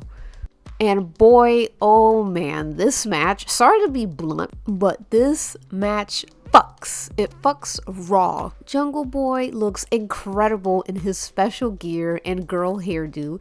Luchasaurus is also looking great as usual, but Lucha's also just like tossing Jungle Boy around like a rag doll, and it's just not an easy fight for Jack. Like the history between them means nothing to Lucha. He is just holding nothing back in this match. He also makes him bleed on the fence, which is really fucking cool. I actually have a picture of that on my wall. I call it the blood wall. Oh my God. But after about 20 minutes and an unsuccessful meddling by Christian, Jack is barely keeping it together, blood gushing from his head, quickly losing stamina. He eventually gets enough energy to get up and cry, "You were my best friend." Remember, Jungle Boy came into this with a family, with Lucha, with Marco, and then eventually Christian Cage. And now he has nobody, no one by his side. It fucking breaks my heart. Like, what hold does Christian have over Lucha? What does he have over a lifetime bond? Maybe it's not even Christian Cage. Maybe it's something that Jack did. Was he not a considerate enough tag partner? Was Christian Cage replacing Lucha and Lucha didn't like it? Did Jack forget to leave the heat lamp on? Was it because he outed him that one time in front of RJ City? But there's no Biceratops. There's no... I think he's one of those. You need to leave! Whatever the reason is, Luchasaurus has officially made his choice. And now Jack must make his. With a sharp elbow to the abdomen from like fucking 50 feet in the air or whatever, he finally slays the monster that he once called friend. And to no pleasure of his own, Jack must move on forward, leaving Luchasaurus and his past in the cage. With Christian Cage now gone, Luchasaurus turned into Dino Nuggets, Jungle Boy declares that he will claim a singles championship by 2023, and things seem to be looking up for him as he begins racking up wins, taking baby steps to the path of the AEW World Championship belt. But almost as if things were just going too well for Jack, Christian Cage rears his balding head, arm still injured. Filled with rage, Jack runs towards the man, but Christian, because he walks alone at night, has an emergency mace on hand. So while Jungle Boy rides in pain, Christian uses this time to reveal that his arm is in fact no longer injured, and gives Jack a harsh reminder that this indeed is not over yet. You understand me? I am not done with you. A few days later, Jack does get a little bit of revenge as he ambushes Christian Cage and gets him to the ground where he belongs. Look at him. Yes, crawl. Admiring his handiwork, Jack steps out for a bit to pull out 2 chairs. Oh yes, that's right. The concerto, baby. But it seems that Jack finds himself in a difficult position once again. Much like with the Bucks, except it's the Bucks.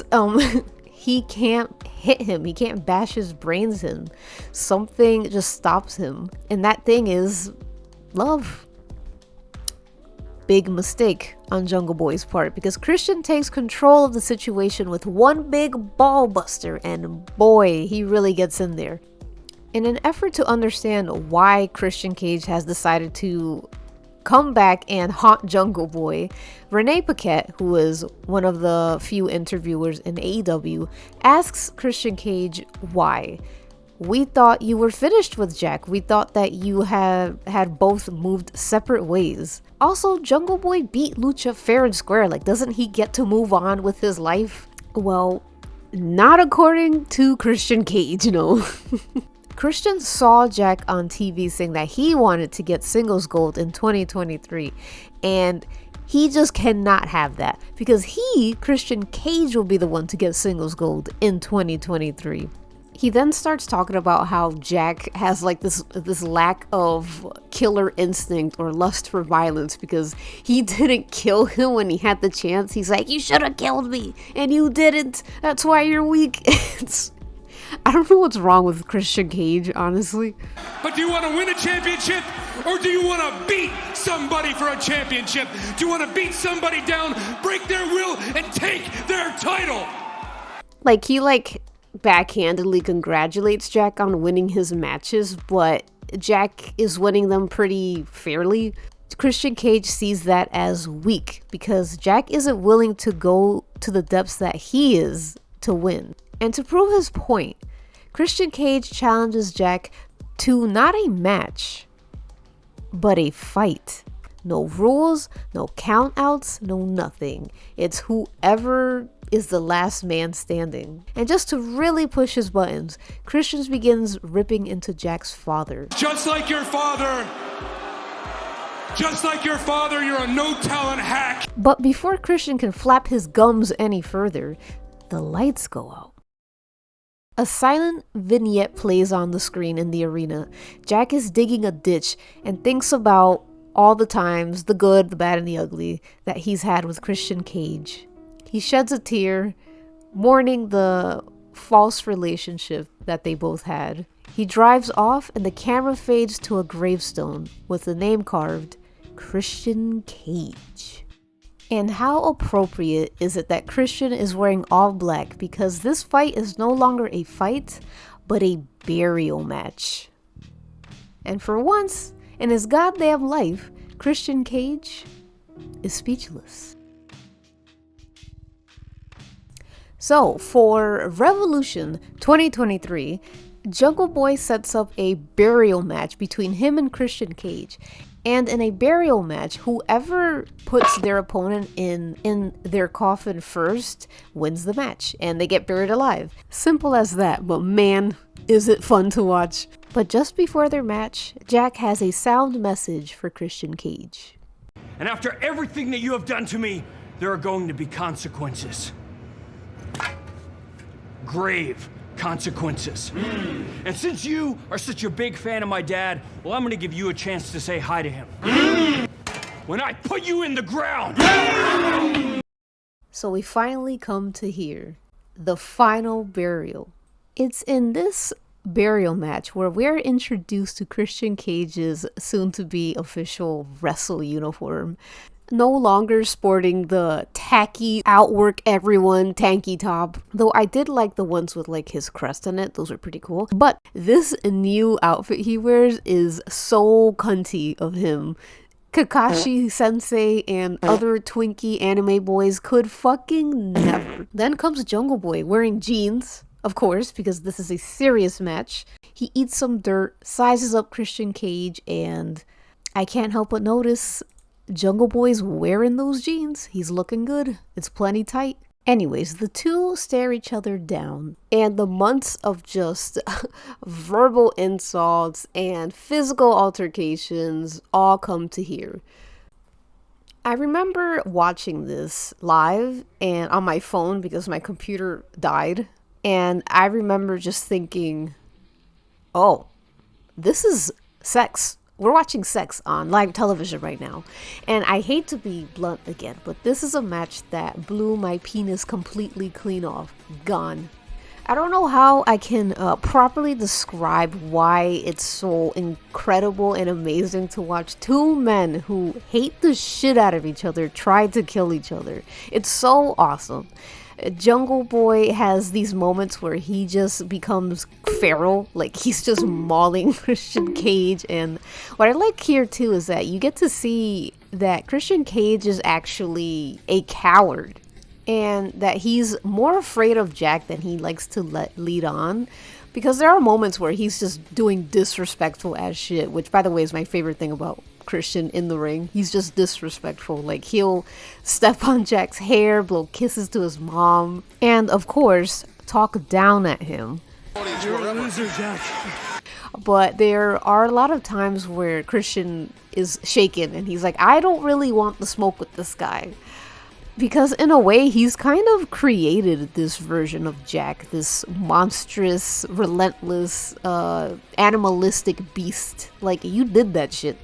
Anyways, a few minutes into the match, Christian Cage has Jack right where he wants him. He's on the ground, he's helpless, and he begins to undo his belt.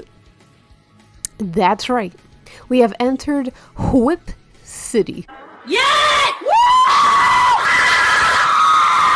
Yes, Christian begins hitting Jungle Boy with the belt. And I just think it's so rich, because for someone who has denied the father card to Jungle Boy so many times and was vehemently against being a father figure, he has no problem disciplining him like one.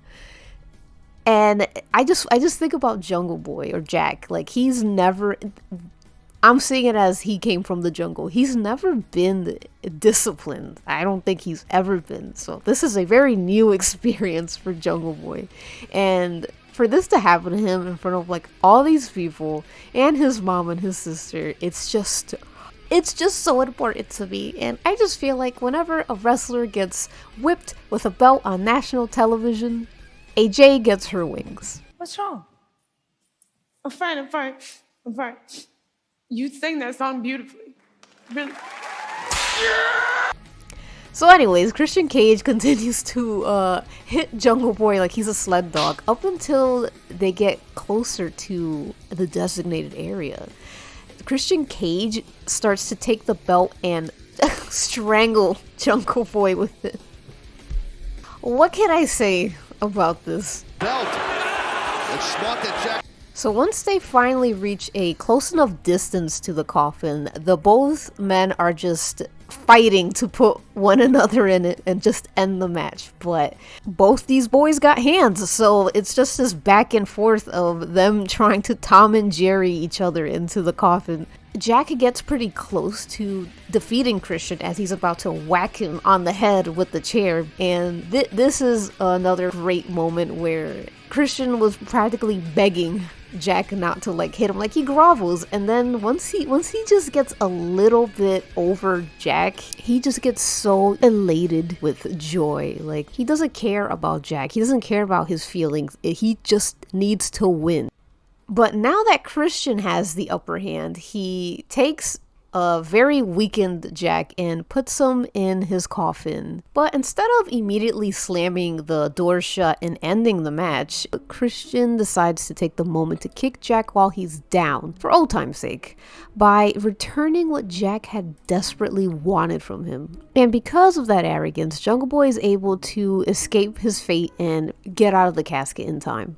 So they're back on the dirt. Christian uses pocket sand as an attack, and Jack, after narrowly escaping the concerto, uses a shovel as his weapon. And like, with them covered in dirt and with the like more dimmish green light, it feels like a scene straight from Night of the Living Dead or something. You know, if Night of the Living Dead was about two men who wanted to hate fuck each other. Anyways, Jack uses the shovel to wedge it between Christian Cage's teeth, and it instills so much fear in Christian that he just passes out, giving the audience and the world a clear look at his bald spot.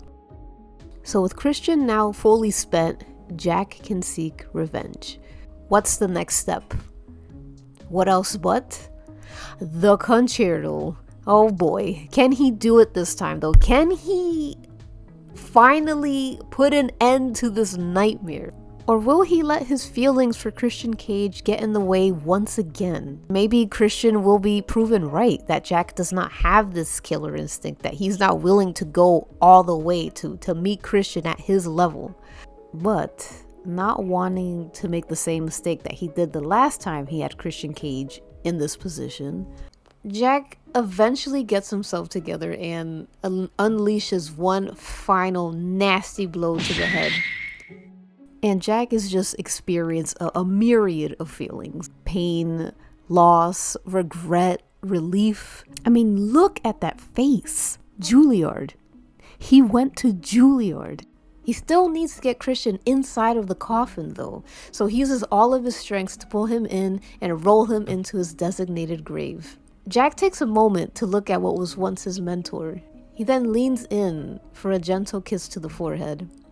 It's such a tender moment that even the announcement table is like, is anyone getting a vibe here? Jack's a little, Yeah, he just gave Christian a kiss on the forehead. He's paying his final respects to. Like you see what I mean? Like you see how Excalibur was just tripping over his words, trying to like somehow make this seem as normal as possible. Like I'm not just seeing these things, right? I'm not just crazy, right? Anyways, he slams the lid shut and the coffin clips through the floor like a video game, and it's over. It's over. It's finally over. But I just want to briefly discuss their dynamic again. Like just even the parallels between them, how Christian Cage is just toying with Jack, just toying with his emotions to the point where he even does a little mocking kiss on the forehead, wishing Jack a farewell in a good riddance kind of way, whereas Jack is giving him a kiss goodbye because it is his last final goodbye to Christian.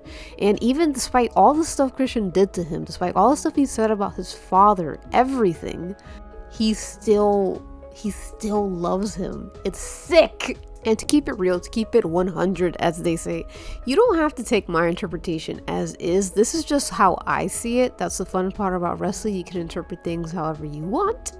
But with that being said, whatever the true nature of Christian and Jungle Boy's relationship was, one cannot deny that it was intense enough to leave a long-lasting ripple effect on both men, but especially Jack.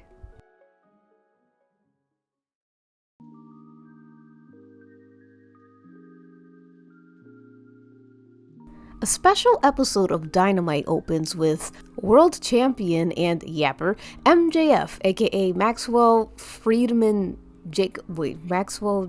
Jacob Friedman. It's his rebar mitzvah and spirits are high as everyone celebrates Maxwell's second coming of age. But he's quickly interrupted by an uninvited guest. A hungry Jack Perry steps into the ring.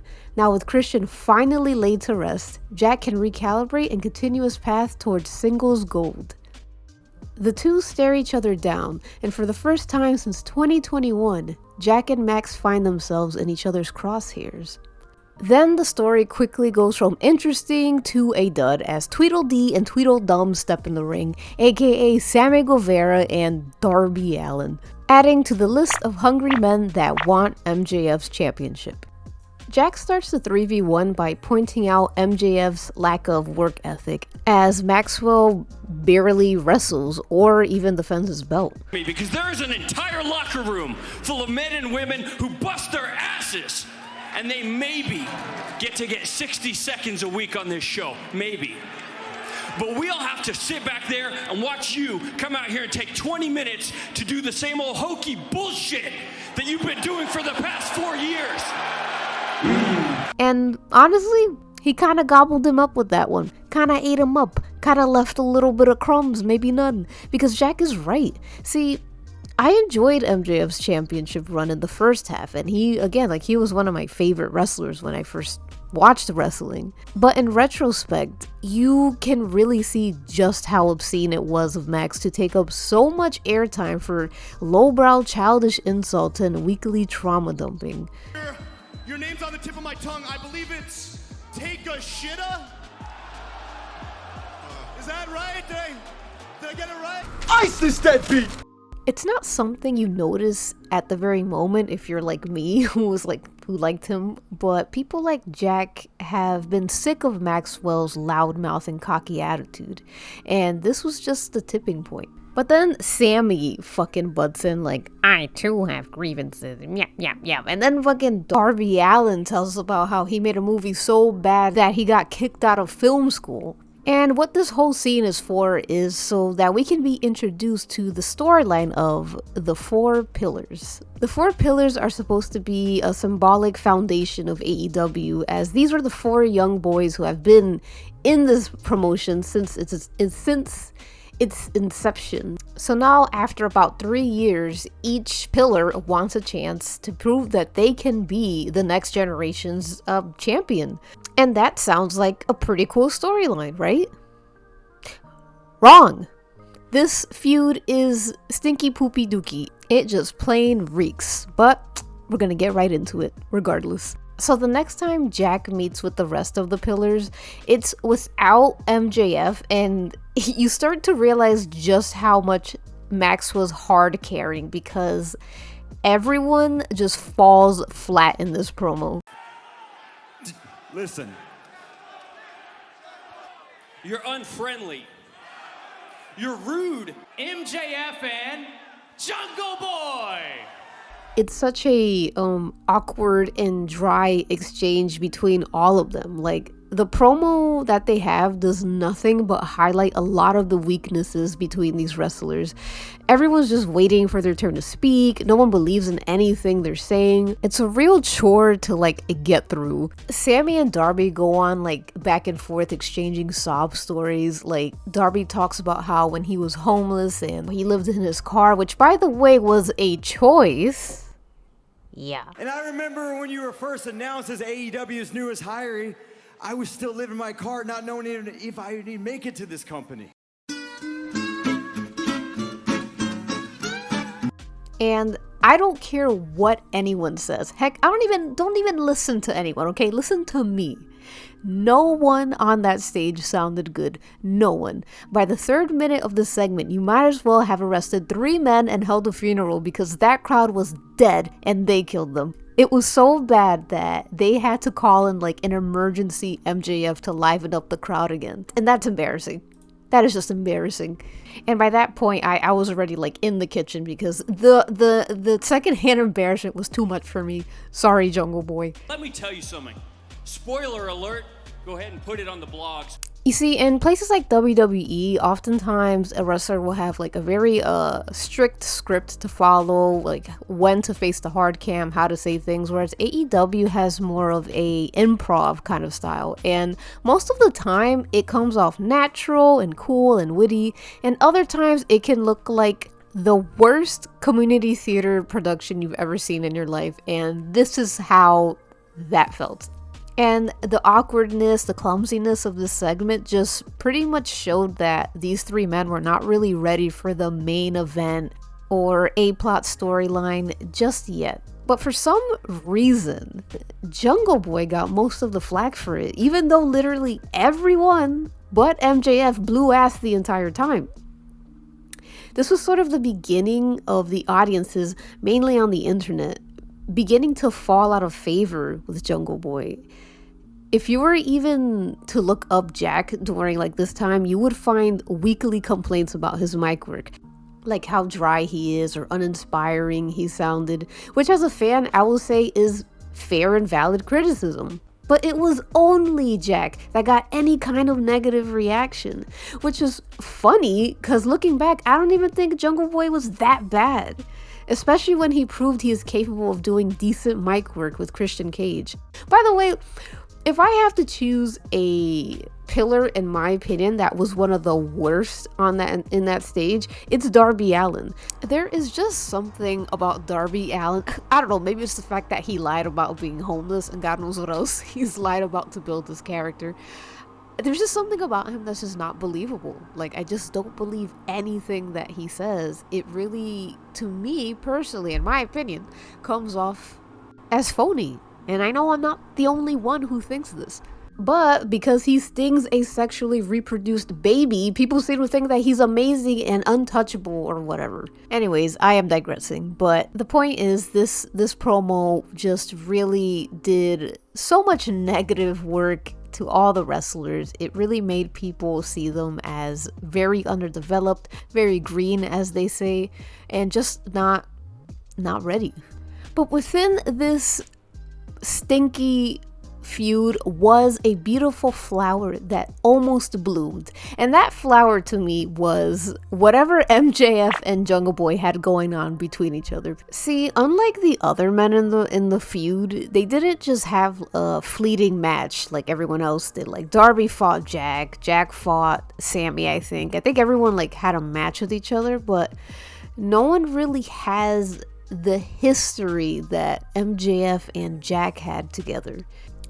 I also feel like what makes these two interesting as well and make for a better story is that Jack and Max work as each other's foils. I mean, this goes back to MJF's The Pinnacle or Jungle Boy's The Jungle Express, where MJF was more of a bully with a Napoleon complex versus Jungle Boy, who was kind and leaned on his friends rather than stepping on them. And as a result of that, MJF has been able to climb his way to the top despite stepping on toes and become world champion and have the back of the audience despite being a heel. Whereas Jack has nothing. He has no belt, no audience behind them, and no bitches. So I don't know, I just find them the most interesting out of the four together, because Jack also like has this more impish side of him that's brought out when around MJF, and he just knows how to get under Maxwell's skin. And encore. We practiced this for months. I said on my tempo, you But anyways, in between the strange gay romance of Sam and MJF and Jack and Darby's unlikely partnership that can only be compared to the drying of wet paint. Jack, verbally, we said a couple things last week that I think maybe both of us can agree we took it a little too far. You're unfriendly. You know, I think you're right. I think we both said some things last week that maybe went a little too far. You're rude. Poor Renee is falling asleep. Anyways, Jack finds himself tempted by Maxwell's fruit of success more than once. One instance being Maxwell trying to get Jack to turn on Darby with a promise that he'll take Jungle Boy to the top with him. And another where he's just berating Jack about how he just does not have that killer instincts or have what it takes to be the world champion. He needs to get on Maxwell's level. And God, like, doesn't it all just sound fucking familiar? Jack just can't help but attract these fucking worms, can't he? At this point, it feels like a corruption kink of some sort, because I don't know why everyone's so obsessed with trying to get Jack to become something he never was. In a lot of ways, I wish I was more like you. I wish I could talk like you do. I wish that I didn't care about being the most selfish, narcissistic piece of shit in this entire place! But it seems that everyone, including the general audience, is sick of this I'm the good guy, I'm not gonna do it your way, I'm gonna do it my way. And everyone's just thinking, when will Jack crack? So what this all ends up leading up to is 2023's pay-per-view of You Know It, You Love It, Double or Nothing. And a 4-way match for Max's belt is decided. Much to his chagrin and much to Jungle Boy, since we all know his preference is 3 ways. But before the 4-way, each wrestler gets to have this flex match where they have a fight that makes them look really strong and cool before their pay-per-view. Sammy, Darby, and Max all have a pretty good time showing off their strengths and skills and getting a boost of confidence on the way. But Jungle Boy Jungle Boy goes through Dante's Inferno. Like he's like the Job of the Four Pillars at this point. Like nothing is easy for this poor bastard. His opponent is Roosh, and if you know Roosh, you know that Roosh is a brutal fighter. Like he will skin you alive, and that's exactly what happened to Jungle Boy. He got fucking wrecked. I mean, he was pulling Jack's hair and licking his blood. It was so hard to watch, and I just felt so bad, obviously. But Jungle Boy did win. He did end up winning the match, but it was by a roll-up via pulling on Roosh's panties, which is one of the most pathetic ways you can you can win a match. Roosh obviously is not happy about that, so him and his goons start strangling Jungle Boy with some rope, and then Sammy and Darby swoosh right in like to help him, and Jack just looks like he wants to kill everybody and himself. And this seemed to have really depleted Jungle Boy's energy and joy, because at Double or Nothing, once we reach Double or Nothing, everyone kind of has like a fancy introduction because it's the pay-per-view. It's like prom in wrestling. Like Darby Allin has this cute little cinematic opening. MJF comes out in the most theatrical way possible. Sammy Guevara announces that he's breeding, but Jack comes out in just his usual song. Nothing new, not even like new gear. It's just him. He just walks out, and it just makes you think something ain't right with that boy.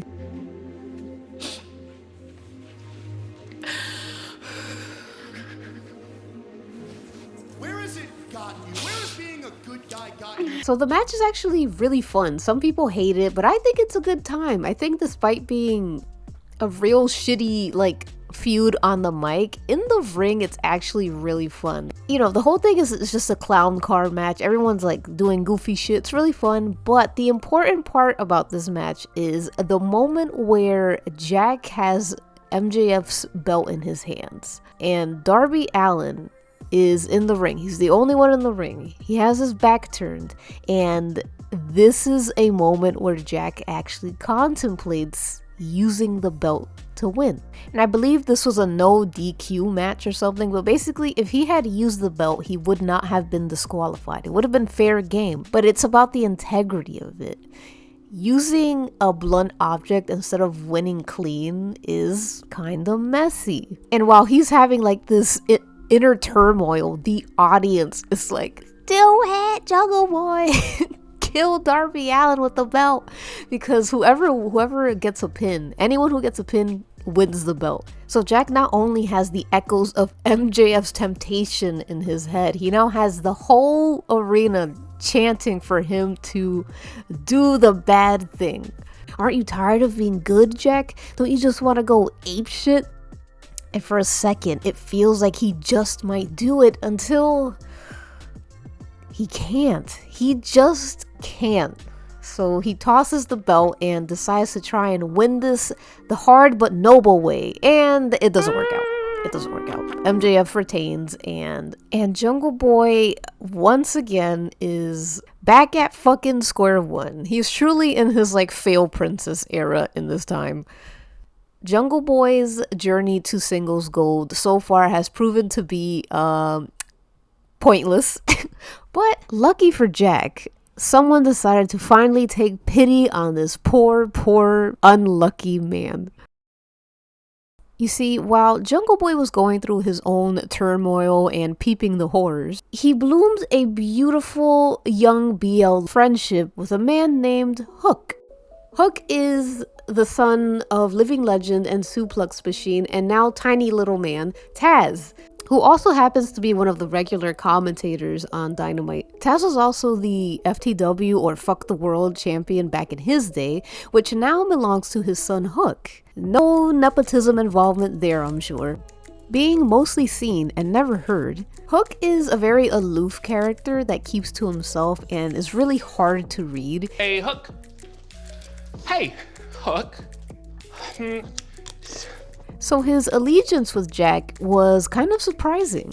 Yes, this brooding and mewing, cold-hearted, handsome devil saw Jack at his lowest and decided to extend a hand and say, "Hey, let's do ibuprofen together." And despite all that he's been through, all the horrors that he has peeped, Jack decides to give having a partner another go. Why not? It sucks being alone, and you shouldn't have to go through any of this all by yourself. So Jack happily accepts Hook's friendship. And because of like how dry and basic, I guess, Jungle Boy and Darby Allin came off as, you'd think that with Hook's silent personality and Jack being Jack, that they wouldn't work either, but they do. They oddly enough do. They kind of have like this teens dropped off at the mall kind of dynamic going on, but I think it's pretty cute and fun to watch, and Jack gets to work more on his promo skills as Hook doesn't really say anything during them. So with much excitement, Jungle Boy declares 2023 the summer of Jungle Hook. And as of right now, the summer of Jungle Hook is upon us.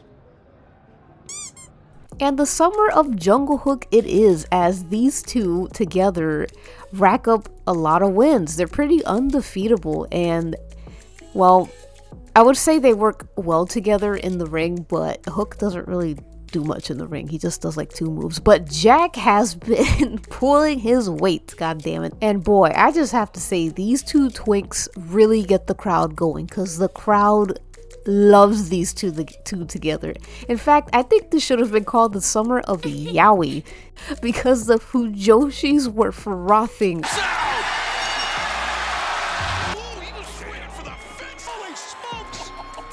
I mean, they seem to have the crowd at the palm of their hands. Like, they were even selling gay pride Jungle Hook t-shirts that made everyone question their relationship.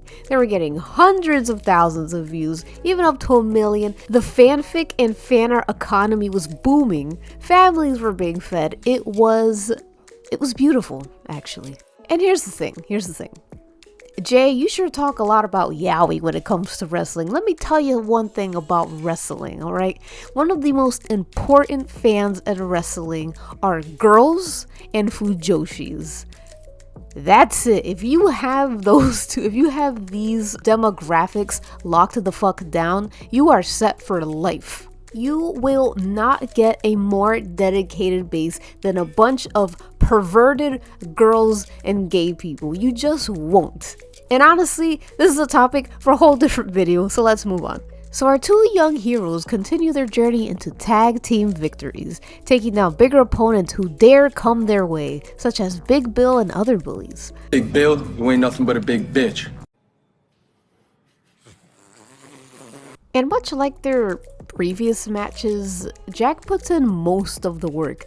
Hook does get some hits in, even suplexes Big Bill, which is pretty cool, I gotta say. But Hook mostly steps out to catch a breath after 4 minutes of these matches, because for some reason Hook can't wrestle a proper match without getting instantly gassed, so Jack has to do a 1v2 for the rest of the match until Hook finally gathers enough energy to do his one wrestling move, resulting in Hook getting all of the credit. But that's neither here nor there, or anything that will bother me enough to talk about later on in this video or anything.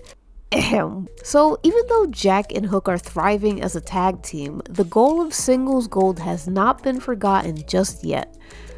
IWGP champion and all the way from New Japan, Sanada gives an open challenge to whoever wants a shot at his shiny, beautiful belt. IWGP 世界ヘビー級王座オープンチャレンジを行います。誰がこのオープンチャレンジに挑戦してくれるのか楽しみにしてます。See you next time. And I will admit that I don't know that much about New Japan. I'm still kind of just slowly learning the roster there, but I do know that Sanada is part of a faction called Just Five Guys, which sounds like a restaurant, but also probably named after the fact that Sanada has looked like 5 different men. This catches Jack's attention as he is the first and only to accept this challenge. Singles gold is just a hair's away, and his moment to win it will be at the 2023 pay-per-view Forbidden Door. But just before that, he has a few words for his new friend Hook. Obviously, you're my tag team partner. But more than that, you're my best friend. And it would mean the world to me if you would have my back and be in my corner at Forbidden Door. And newly titled best friend Hook happily accepts. So we've made it to Forbidden Door, and Jack has a new air of confidence to him. With Hook by his side in the ring, Jungle Boy is confident that this is the moment. This is it, baby. After tonight, Hook won't be the only one carrying around a fancy golden belt. I mean, after all, wouldn't it be cool to see Jack and Hook showing off their gold together? That would be really cool, wouldn't it? Wouldn't it be cool if Jack won something? Anything? Anything? Unfortunately, I have to report that Jack did not just lose again, but Sanada wiped the floor with Jack. It was humiliating. He might as well have pulled his pants down to show everyone his panties. You know, while I do think Jungle Boy did put up a really good fight, I think Sanada just proved to be too advanced for him. Like, imagine a guy all the way from Japan, looks like he owns 5 mansions, knows nothing about you, puts you in like a Wetzel's pretzel kind of wrestle move. Like, just no respect for Jack at all. Like, he was even like, oh, is this the best that AEW has to offer? Like, wow, man, what a bitch. So once Sanada pins Jack and exits the arena, belt untouched, Jack is left to lick his wounds. It just doesn't seem fair. He's worked just as hard as anyone else, but somehow Jungle Boy just finds himself in this position every time. Could Christian and MJF have been right? Is trying to climb to the top with dignity just not enough? Does he really have to abandon all of his beliefs just to even get a taste of success? What does he have to do to prove to everyone that he is just as worthy as MJF or Hook? Definitely caught him. Oh my God! What the hell? Holy shit! What the? And as disgusting and horrific this display from Jack was, it makes sense. He was on a losing streak, and Jack he fucking snapped at this point. And honestly, I'm gonna be honest, I'm satisfied. I liked this night. I think Hook had it coming, honestly. And in what looks like a weight lifted from his shoulders, the weight of being the good boy, it's all gone as Jack falls to his knees. The audience have completely turned against him, including Hook's father, Taz, who is just sitting about 10 feet away, watching his weak little boy curled up, mad as hell, ready to kill Jack, because as he said, that's a grown-ass man right there. That's a grown-ass man right there. I don't know why it makes me laugh that he says that, because he's right, but I don't know, it's funny to me. But before Jack makes his way out of the left side of the arena, he picks up the lone FTW belt. 2023 is supposed to be the year that Jack finally wins singles gold, and nothing nor anyone was to stop him. The DraftKings logo shines bright, but our spirits are dim as the darkness that Christian Cage planted in Jungle Boy just months ago has finally begun to take over. So, after that transformative event, we open next week's Dynamite with Jungle Boy. But something's a little different because he's sporting a new sour attitude and even a new look with a leather jacket and tight jeans, and his hair's in a bun, and he's even wearing, oh god, sunglasses. Guys, she's got glasses and a ponytail. What is that? Guys, there's no way she could be prom queen. Yes, I am afraid that it is official. Jungle Boy has become a heel. Jungle Boy has officially shed his babyface skin and is now a heel. Now, we know that Forbidden Door was the final straw for him, but let us not forget the most important element to his breaking point. You. Yes, you. Remember what I said about the role that an audience can play in wrestling? Well, in this instance, the audience has turned Jack into a heel. Jungle Boy has become sick of the harsh criticism and insults, so he's decided that he will no longer try to please any of you people.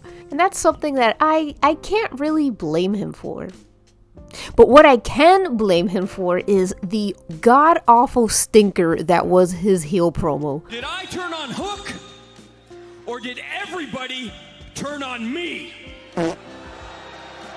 I'm still cashing fat checks, and I am still banging the hottest bitch in this entire place. What the fuck is that smell? This was like 15 9/11s. This shit was so bad. And the reason why it was so bad is because, I mean, obvious reasons is that it was very cringy. His delivery was so bad, but also because he didn't seem like he believed this character that he was playing. And I don't think Jungle Boy believes who he is at this point. He's just kind of doing what he's seen other successful wrestlers do. If saying I fuck bitches and get money is what gets me to the top, then fuck it, I'm that person now. I'm gonna wear the sunglasses, I'm gonna act like Christian Cage, I'm gonna talk like Maxwell, I'm gonna do whatever I have to do to prove that I am worthy of gold. But that's just me coping, you know, it's, the reality is Jack was just really, really bad at being a heel. And once we get past the stinkiest part of the promo, we start to get a little more meat as Jack begins talking about Hook.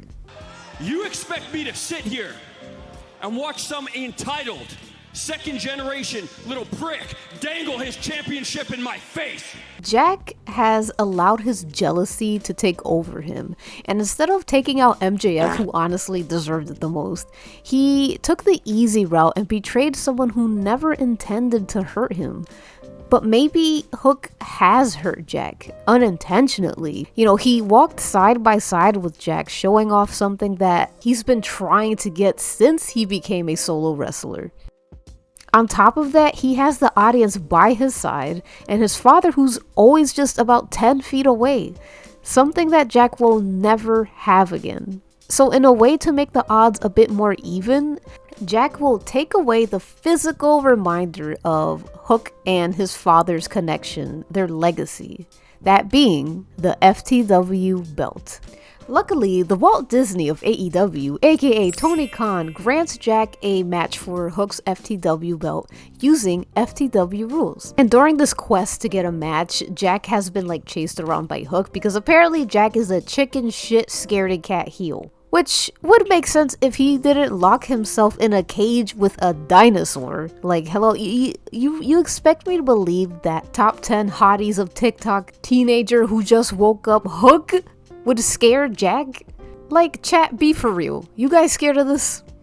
The match is to be set at a special Dynamite called Blood and Guts. So on the night of the match, Hook walks out as per usual, mewing, but Jack actually plays a little video for us to enjoy. And it's him basically dragging the lifeless body of Jungle Boy and burying him. Jungle Boy no more. It is Jack Perry now. He knows of global warming, he knows of leather jackets, and he rides fancy limousines now, I guess. Do I go on about the emotional terrorism that was this scene to us Jungle fans and Jungle Nation? Shall I count the ways that Jack has broken my heart in many pieces by turning his back on us and killing Jungle Boy? I loved that little guy so much. Anyways, Jack enters the arena wearing new gear. And I just gotta mention, he got that shit from me. I drew a concept idea of Jungle Boy's possible like heel outfit, and it's damn near identical. Down to the jungle boots. I'm sorry, Jack boots. I think they should have kept the chainmail, honestly. That's just my opinion. So because Jack is now a man of America, his fighting style has gone from whimsical jungle man to a more slower and grounded technique. He's doing more disrespectful acts and teasing Hook along the fight, and there's even a bit of Christian Cage that seems to seep out of him during this match. Because it's Hook in the ring. Oh wow, taking a page out of his former mentor Christian Cage's book. Yeah, that boy is cooked. He is cooked thoroughly. But I do enjoy it a lot because I feel like Jack is a lot better at playing his character in the ring than in mic, and you can see it here. And he also manages to keep the fight very interesting throughout the entire match because unfortunately Hook only has 2 moves. And that's not to say he did terrible. I think he did fine in the match. He did fine. But much like when they were a tag team, Jack is basically carrying the entire match. And that's not just physically, but also emotionally. Like, Jack is trying to do some Juilliard work here. And then here comes Hook doing another fucking suplex. Like, can we do something else? Can we do a little, I don't know, something off the rope? Can we twist a finger? Can we show some kind of diversity in your movesets, please? And stop spamming B? I mean, if anything, at least we get some nice grade B yaoi in the match. You know, what's better than 2 twinks going at it, right? Anyways, so it seems like Jack doesn't really have the upper hand after a while and Hook almost has him. But in a way to make up for his lack of action at Double or Nothing, Jack sneaks the FTW belt and smashes it to Hook's head. But is it enough? Is it enough this time to take him all the way to victory? Could his chance, could his moment finally be here? He's out. Jack Perry drops the arm. It's Paul Turner. No!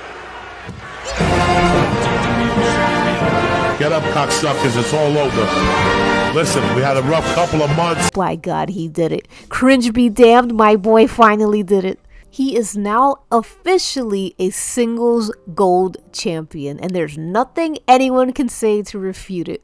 You'll have to excuse my voice because I just got sick while making this. Anyways, after taking the first loss of his entire career, Hook decides, I've had enough, I can't take it anymore, and he leaves and disappears back to the comfort of his city of New York. Jack, on the other hand, happily relishes in his win, showing off his new belt on Twitter and on the internet, and honestly is doing more for the belt than Hook ever has. It finally has more meaning to it. It feels like something to fight for rather than to just display in Hook and Taz's family living room. And as we all know by now, when you have belt, you become, say it with me, a target. So as new champion, Jack is immediately challenged by the one and only, the bodaciously built, high as a kite, the legendary Rob Van Dam. So Jack has a really cute top knot in this match, but the fuggliest gear I've ever seen. And apparently, I believe this is the gear that RVD's former rival wore. So Jack likes to play these little mind games by dressing up as like sexier versions of people that his rivals know. He's a cunning little minx. Now, mind you, RVD at this point is 53 years old. And in wrestling, that means you are old.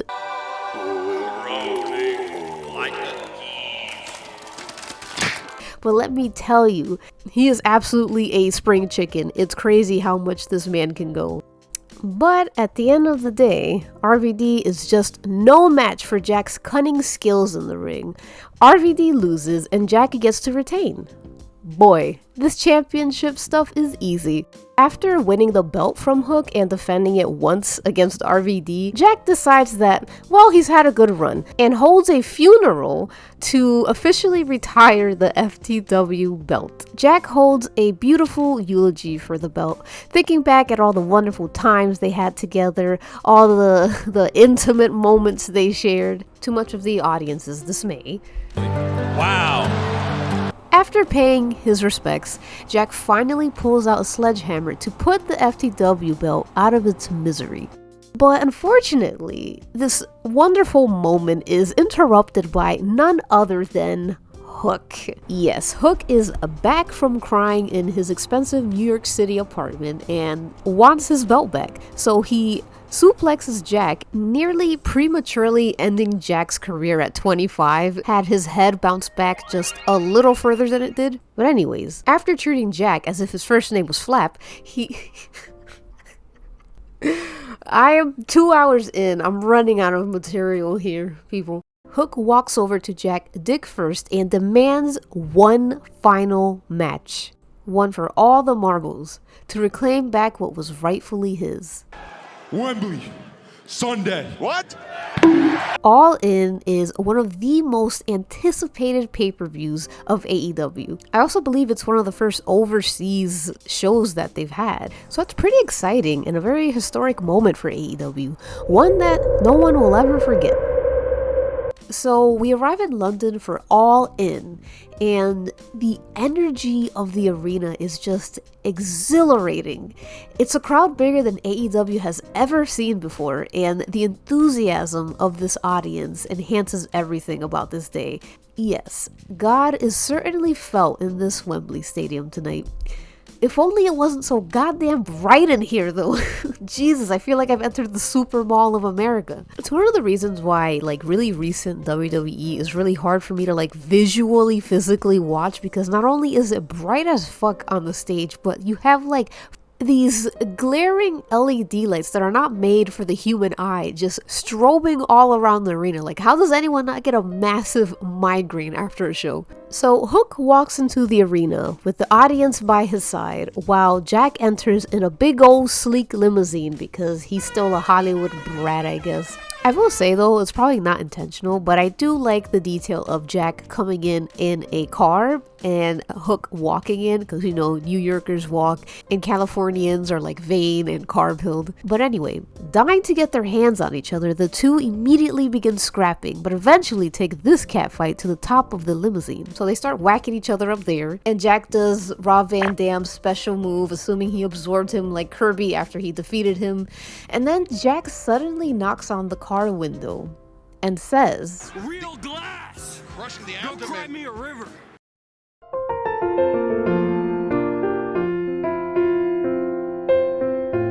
Anyways, Hook suplexes Jack into the glass, shattering his skin. Real glass, mind you. And the audience just loses it. They go fucking ballistic, including me. That shit was awesome. So they finally make their way back into the ring, oozing blood out of their skin. It's really cool and gritty. Jack's being very, very vicious, desperate to win this belt. And my god, if I never see a suplex by Hook ever again, it would be too fucking soon. But I will give credit where credit is due. I like this one. This one's really awesome.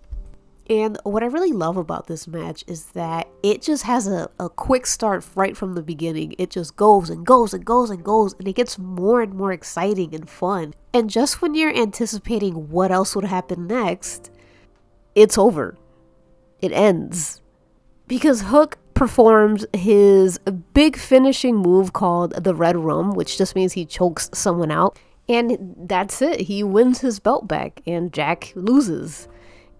But it just feels so unsatisfying. And call me biased, which I probably am, but I do think a lot of this falls on Hook. Hook is not a fully developed wrestler that everyone seems to think he is, but I feel like I'm crazy because I almost never see anyone talk about Hook's flaws. Like, for some reason, Hook is able to get away with a lot in AEW. He doesn't have to do good promos because he's the silent but deadly type. He can stink up the ring by spamming suplexes because his dad is the suplex machine. But God forbid, Jack sounds a little silly during a promo and it's like, let's kill this guy with hammers. And I truly don't understand it. Because at least non-kayfabe, Jack saw the limitations of his character Jungle Boy and decided, okay, let me try something different. And he is constantly.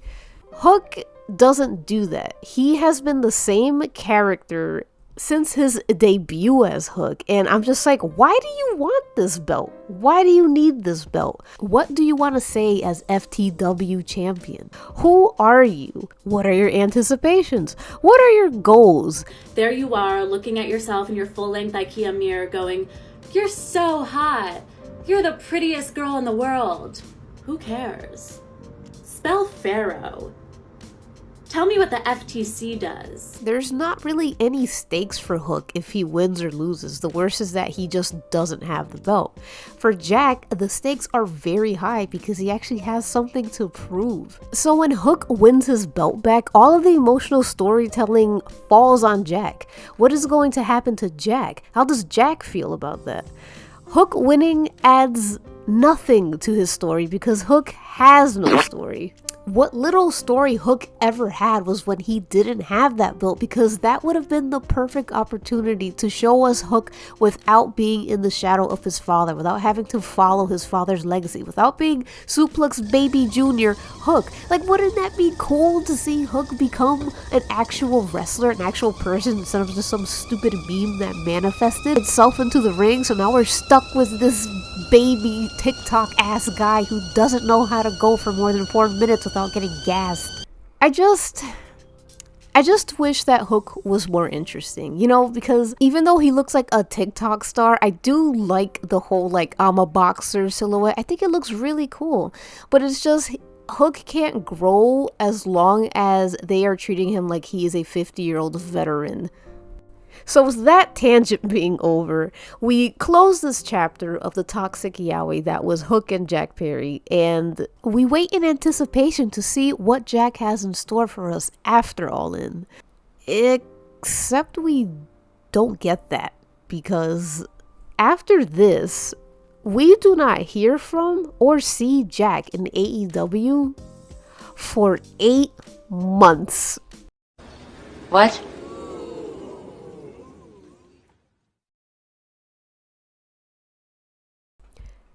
8 months without Jungle Boy. Do you have any idea how horrifically difficult this was for Jungle Nation? We already were so small. We already were so beaten down. And on top of that, we weren't going to see Jack at all. And we didn't know when he was going to come back. So in the meantime, we had to deal with fucking one of the worst storylines in the AEW. That being the Devil, where some freak and his 12 gimps would chase Maxwell Jacob Friedman around every damn week. But because we were ill, we convinced ourselves and others somehow that Jack, yes, Jungle Boy, was the devil because someone threw a glass bottle at MJF and threw Hangman on a glass windshield, which was,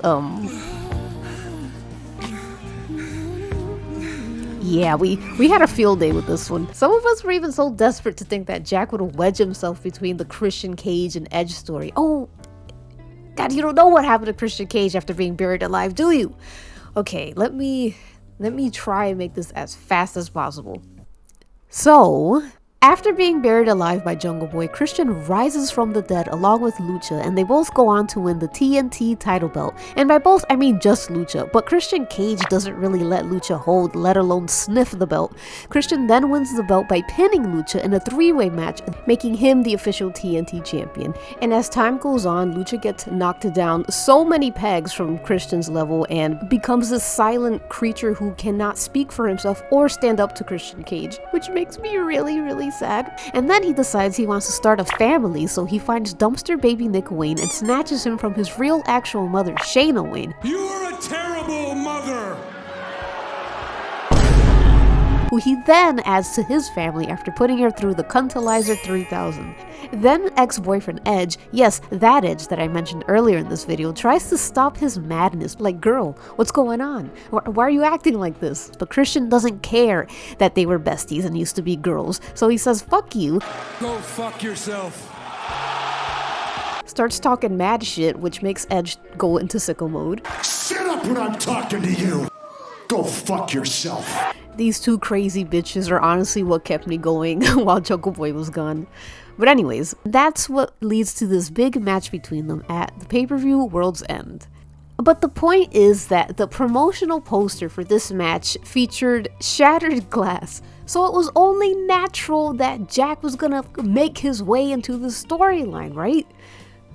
No. Edge, aka Adam Copeland, he was doing like this thing called the Cope Open where random wrestlers would like fight him, and even then we were like, surely Jack must be one of the challengers. But we just had to accept that there was just no way to know when Jack would come back. He wasn't gonna pop up in between Old Man Yowie, and he certainly was not the devil. But boy did we wish he was. And don't get me wrong, at the time, I liked this shit. I liked the brochachos. Adam and Max have great chemistry. I still enjoy some skits. I thought the devil was funny, but it just got tired and old and stale. Especially when, on top of that, the women's division was at the worst state it's ever been. Because Tony Khan just forgot about the rest of the roster and would just feature Sky Blue in every damn show. It got pretty obvious why they kept featuring her every week. Boring. Yawning. Sloppy. Lazy. And there were good storylines still in the midst of all this shit. Great ones at that.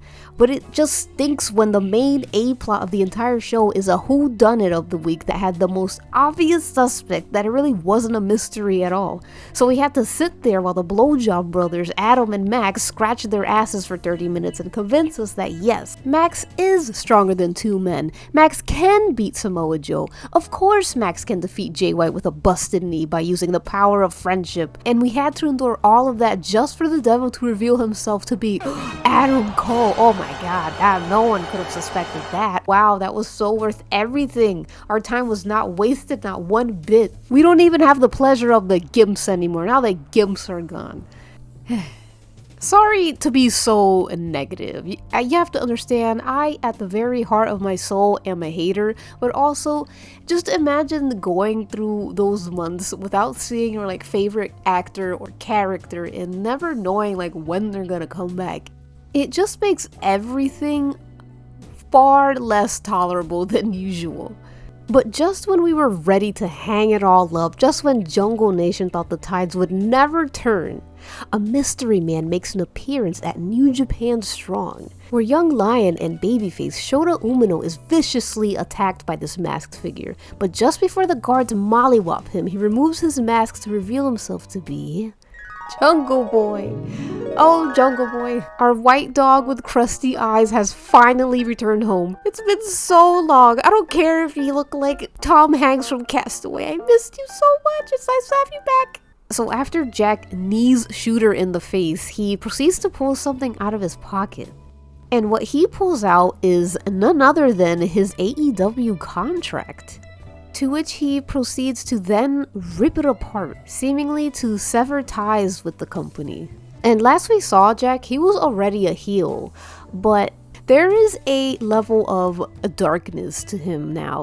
There's something different about him. There's a sinister kind of gleam to his eyes. And while the crowd audibly hates him, he's not done here just yet. Jack then takes out one last item from his pocket of surprises, a black armband reading Scapegoat.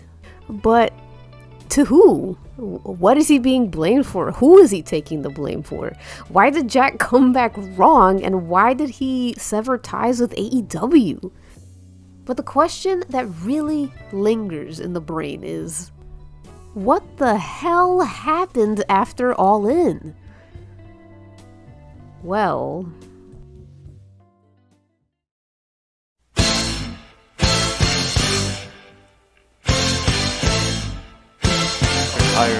I work with fucking children.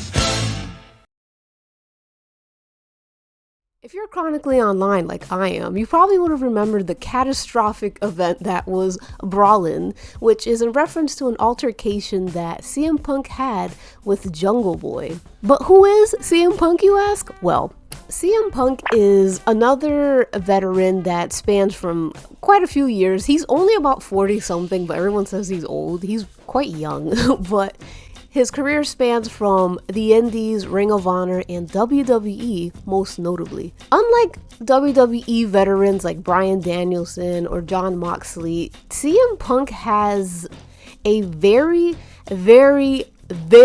intense and dedicated base, which are from either WWE or Chicago. What's crazy is that I don't know where any other wrestlers from, but I know where CM Punk is from because Chicago fans are crazy. CM Punk just tastes a little different.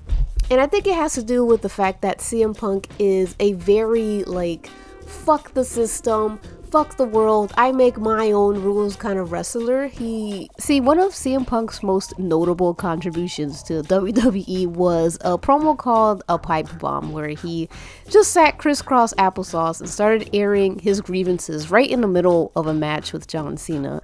And he just fully started calling out Dwayne "The Rock" Johnson, John Cena for being corporate whores, the big boss of WWE, or he who shall not be named, for being a fucking idiot, and even the audiences for being a bunch of dumb marks. He would speak in such a way that was so sincere, so real, that it really felt like he was risking his job to say the truth, feeling more raw and organic in contrast to manufactured faces. And audiences really resonated with that. Nice mohawk, you homo! So CM Punk is like a Jesus Christ in wrestling. He even became Jesus Christ at a point. He had the stigmatas and everything. It was really cool. But in 2014, Punk decided to leave the WWE on a multitude of reasons, but mostly not on the best terms, one of them being the lack of concern for his health. And he would not return to a wrestling ring until 2021, that being in none other than All Elite Wrestling, to where even the most loyal of WWE wrestling fans decided to follow him. But with the base followed CM Punk's spunky little attitude, because he ended up having some issues with other wrestlers such as Eddie Kingston, Hangman Adam Page, and even the Young Bucks. But added to this list of beefery was Jack Perry. Now, I'm not gonna pretend I know Jack or Punk personally, but I do feel at a certain point, Jack had begun to give off little hints that he did not, in fact, vibe with Mr. Punk. Like when he brought in a little snack to eat during a post-match interview. And in a normal world, this would mean nothing. A boy's just having a little snacky snack.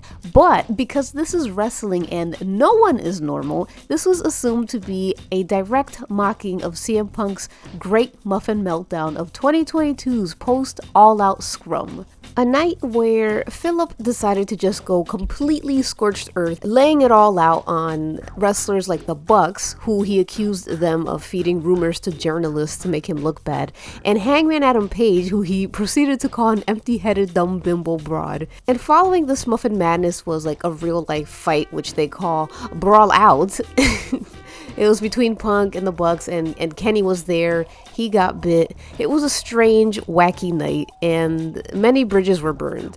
But the tension between Jack and Punk really began to boil during the set of Collision. And Collision is, I think, the second or third show of AEW that was bestowed upon CM Punk by Pillsbury Doughboy of AEW, Tony Khan. Jack was to make his first appearance on this show. And what Jack wanted to do was do a spot. What a wrong. So Jack wanted to do a spot with a car, but he wanted to use real glass. And everyone was like, please, Jack, don't do it, boy. Don't do it. You're gonna hurt yourself, boy. But apparently Jack was so adamant about using real glass that he threw like a whole ass temper tantrum. No one could control him. He was cursing out Tony Schiavone. And eventually Tony Schiavone waddled up to CM Punk and was like, hey, can you please handle this? Because this boy's going crazy right now. He's pissing all over the place. So CM Punk was like, bet. And he went and he told Jack, listen, we're not using real glass. We don't do that here. This is my show. Do it on Dynamite, idiot boy. And Jack was like, all right, fine. So that was squashed.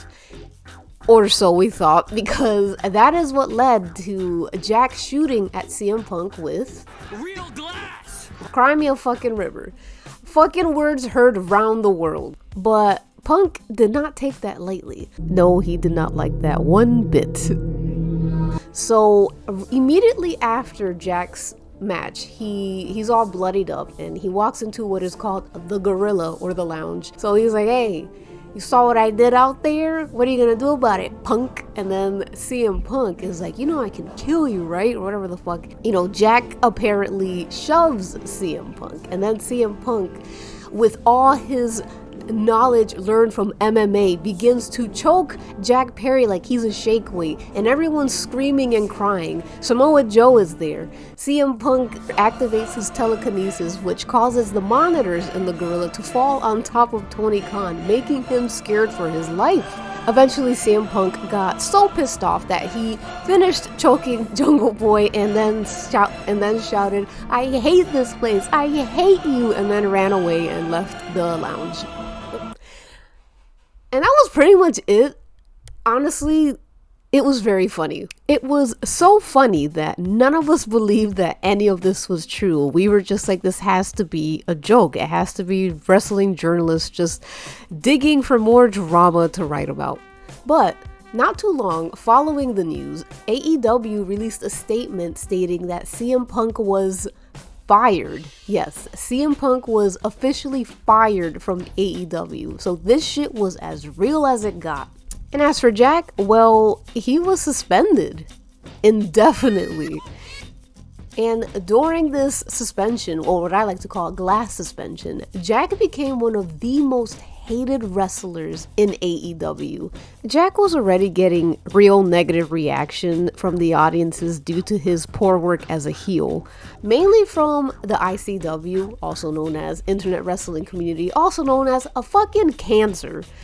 And it wasn't just him, like even fans of Jungle Boy were kind of taking like strays. You couldn't just say, "Hey, I really like Jungle Boy," without swarms of people being like, "Well, you shouldn't like him and you should kill yourself because of that." Like it was really bad. I've seen mutuals just get dogpiled for like being very expressive about their love for Jungle Boy. It was a bad time.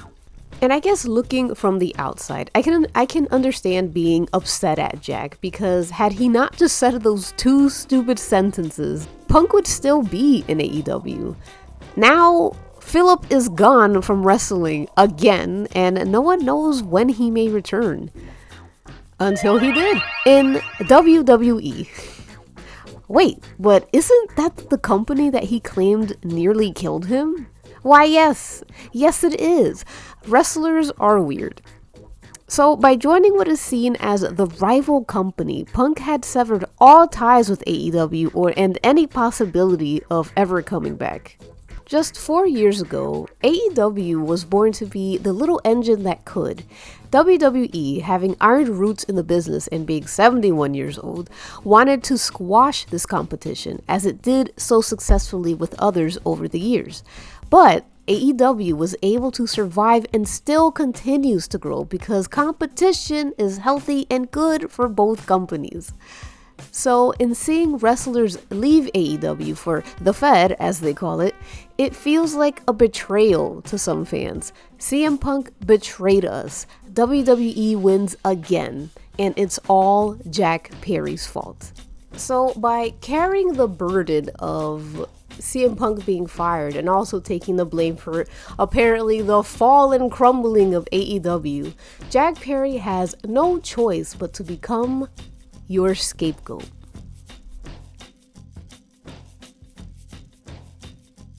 So that's what leads us to here, New Japan. CM Punk gets a brand new contract, rides the high of his return to the biggest wrestling company in the world, and Jack returns empty, vengeful, and changed forever. But if CM Punk and the hateful audience is who Jack has a problem with, why target Shota Umino? What did he do? Based on this very creepy fan cam, Jack sees his old self in Shooter. He sees who he used to be. He sees that Shooter is at the mercy of the fans. He also fully becomes Jesus Christ. Like he's like, "You are nailing me to the cross. You hate me. Fine." The thing people need more than a hero is someone they can blame. Jack knows that the love of the crowd is only conditional. As long as you're doing what they want you to do, they'll love you back. But the minute you do something your way and not theirs, they will bite. So Jack begins his excursion in New Japan by joining the New Japan Cup, where he has his first fight with Shota Umino. Jack defeats Shooter with the help of his friends, the House of Torture. Honestly, I will be honest, the House of Torture is not very relevant to Jack's story. They're also apparently really loved in Japan, but everyone else fucking hates these guys because they just keep interrupting matches and cheating. It's very annoying. But during his time during this cup and in Japan, Jack is fighting almost every day. It is a very grueling schedule. They do not play at New Japan. But what's interesting and what's very helpful is that almost after every match, a wrestler has to do a little post-match promo. And instantly, from the moment he speaks, you can just feel that he is miles ahead of what he used to be when he was doing this nonsense. His cadence, his anger and resentment feels so real. And that's because it is real. That shit really happened to him. He also just sounds so much more confident in the way he speaks than before. You can kind of hear a bit of the Raven. I know people hate that comparison, but you can kind of hear it. The only thing that you've done is lose your title. Look, he even does like the fucking cross arm thing. So maybe the Raven was a big inspiration for Jack. But what I also see mostly is his father. Go ahead and do me a favor. Tell all those cowards at home I say what's up. May the bridges I burn light the way. So I think that's really cool. And although Jack mentions Shooter every now and then and in his promos, his main rival is you. Of course, it's always you. On your phone right now. I think if you put as much pressure on yourself as you put on me, then maybe your life wouldn't be so mediocre. What I love about Jack is he's always fighting the audience. Like, since his initial heel turn, it is always the audience that just gets under his skin. And that's who he's mainly addressing in these backstage promos. So while he's doing this laborious tour for the New Japan Cup, he is constantly addressing you behind the scenes, making sure that you are listening to him and that you know that he is unfazed by your hatred. I bet you're all just over the moon right now. Because you think you hate me.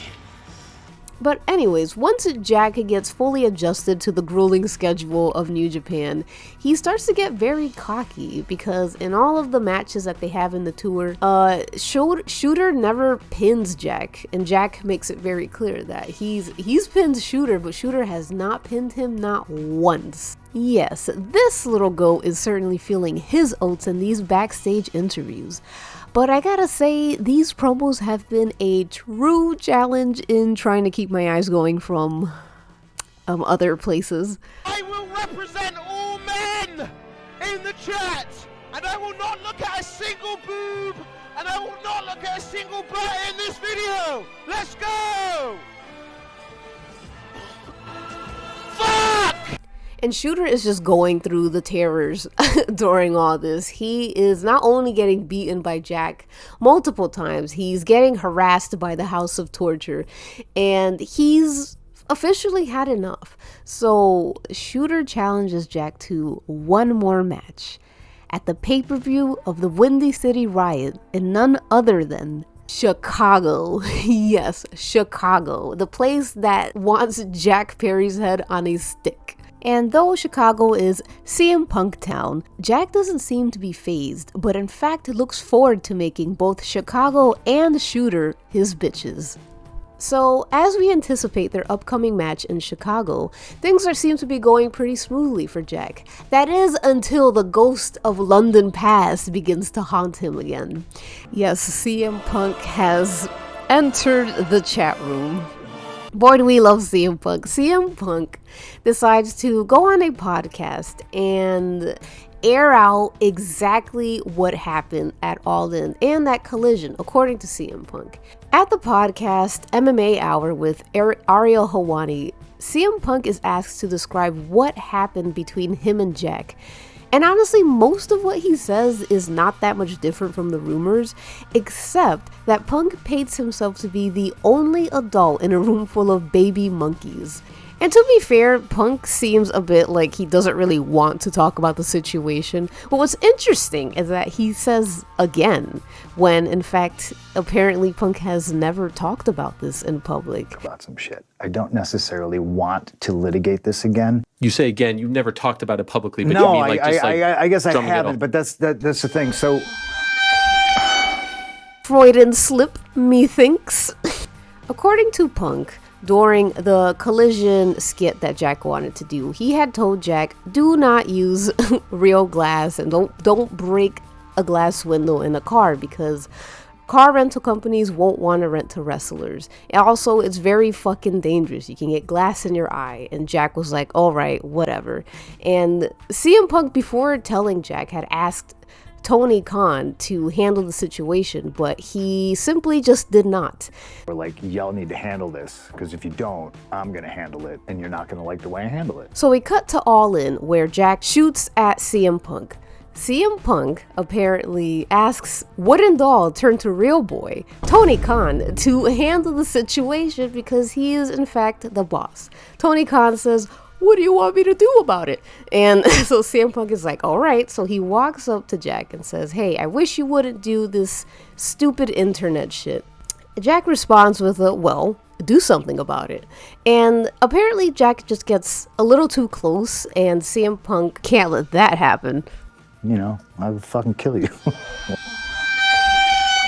So he, in a way to ensure that distance, CM Punk just chokes Jack a little bit, not too much. Because after all, Jack did get in his space and who knows what he would have done, you know? It's the heat of the moment. I get it. I just choked somebody a little bit. Then he turns to Tony Khan and shouts, you are a clown. I quit. And well, that's Punk's side of the story. Seems legit. But can we really trust CM Punk's take on the whole thing? Well, yeah, I mean, we have kind of no choice because no one else from the other side gives their take on the whole situation. So the best that AEW and Jack Perry can do is just leave that as it is, move on, and just have a great match at Chicago with Shooter. Unless, on the week of the match that he's supposed to have with the Shooter, another perspective of All In has been released. Because Tony Khan, being the wimp that he is, decides to retaliate by saying, hey, let's air the actual All In footage. And all the fake journalists were like, this is the real deal. And everyone, including me, were like, we'll see it, we'll believe it when we see it. On an episode of Dynamite, the Young Bucks, who have officially promoted themselves to EVPs, or I think they've always been EVPs, but they're the big jocks now. So they're sitting in front of a computer and they're like, listen, we have something very important to talk to you about. And the Bucks lament on how the biggest show of all time, All In, was overshadowed by the Punk and Jack altercation. And despite them being 100% serious, it is impossible to take these two as other than a giant joke, because they're not just wearing the ugliest suits mankind has ever witnessed, but also Matthew is clearly wearing Jack Perry's scapegoat merch, but his jacket keeps covering the rest of the letters, so all we're looking at is the word peg as he's crying about how these two didn't have time to hydrate or pray, guys. We had no time to hydrate. We had no time to even pray, damn it. They didn't have time to pray. Jicolis is like, all right, you know what? Why don't we show you how awful this footage is? And to much of everyone's surprise, it is the real life actual footage of All In. Oh boy, I love wrestling. This shit is so messy. So here's what really happened at All In according to footage. Jack Perry beautifully walks into the lounge and CM Punk marches towards him in his Chanel boots and panties, and I guess this is probably where he's like, why are you doing the internet shit? Blah, blah, blah, blah. Do something about it. And this would be the moment, according to CM Punk, where Jack got a little too close. And yeah, Jack was in his space, but CM Punk was the one that walked up to him. All Jack does is put his hands in his hair, but for some reason, Punk just shoves Jack and starts choking him. And it's so sudden that Jack just clips through the floor in like one frame. I don't know where he went. And that's when staff start rushing in to hold CM Punk back and protect Jack. It's a whole mess. Everyone's just watching. Samoa Joe is there. Samoa Joe was there. As is Hook, but he might as well have been one of the light fixtures because his ass doesn't do anything. Thanks a lot, Hook.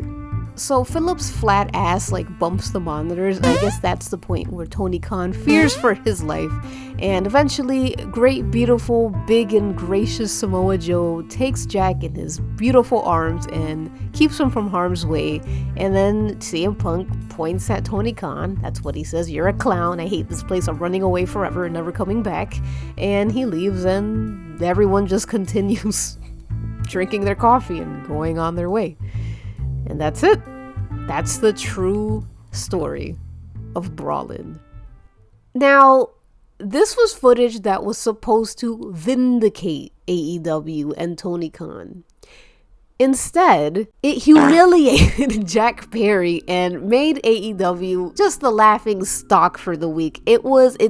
Whatever intentions that Tony Khan had for the company, it didn't happen, all right? It was embarrassing. It was so embarrassing that Tony Khan started flagging anyone that was posting the video to like take it down. And it's like, bro, you can't just post it and be like, all right, check this out, and then immediately rescind it because you're embarrassed. What did he expect people to do?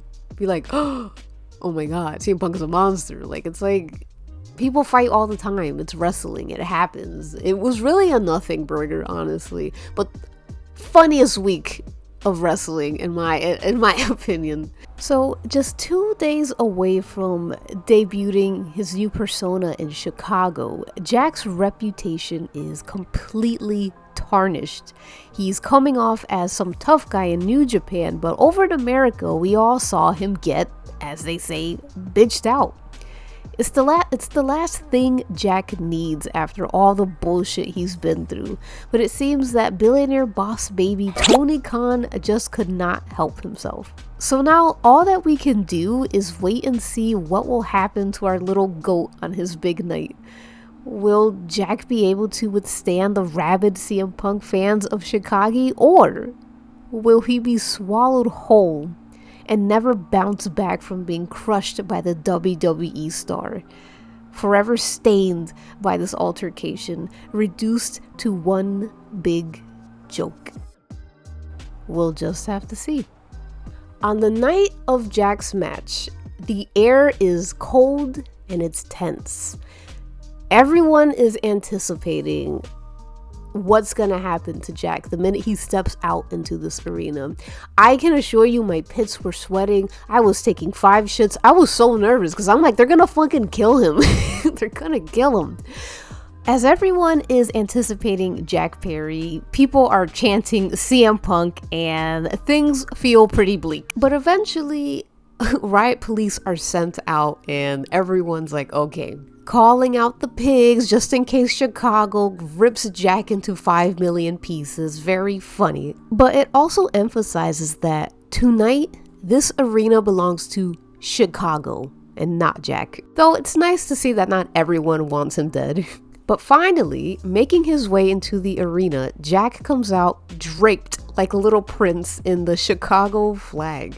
And oh boy, I was absolutely shitting and sharting and sweating because this to me was like watching a beautiful little lamb just make his way into the slaughterhouse.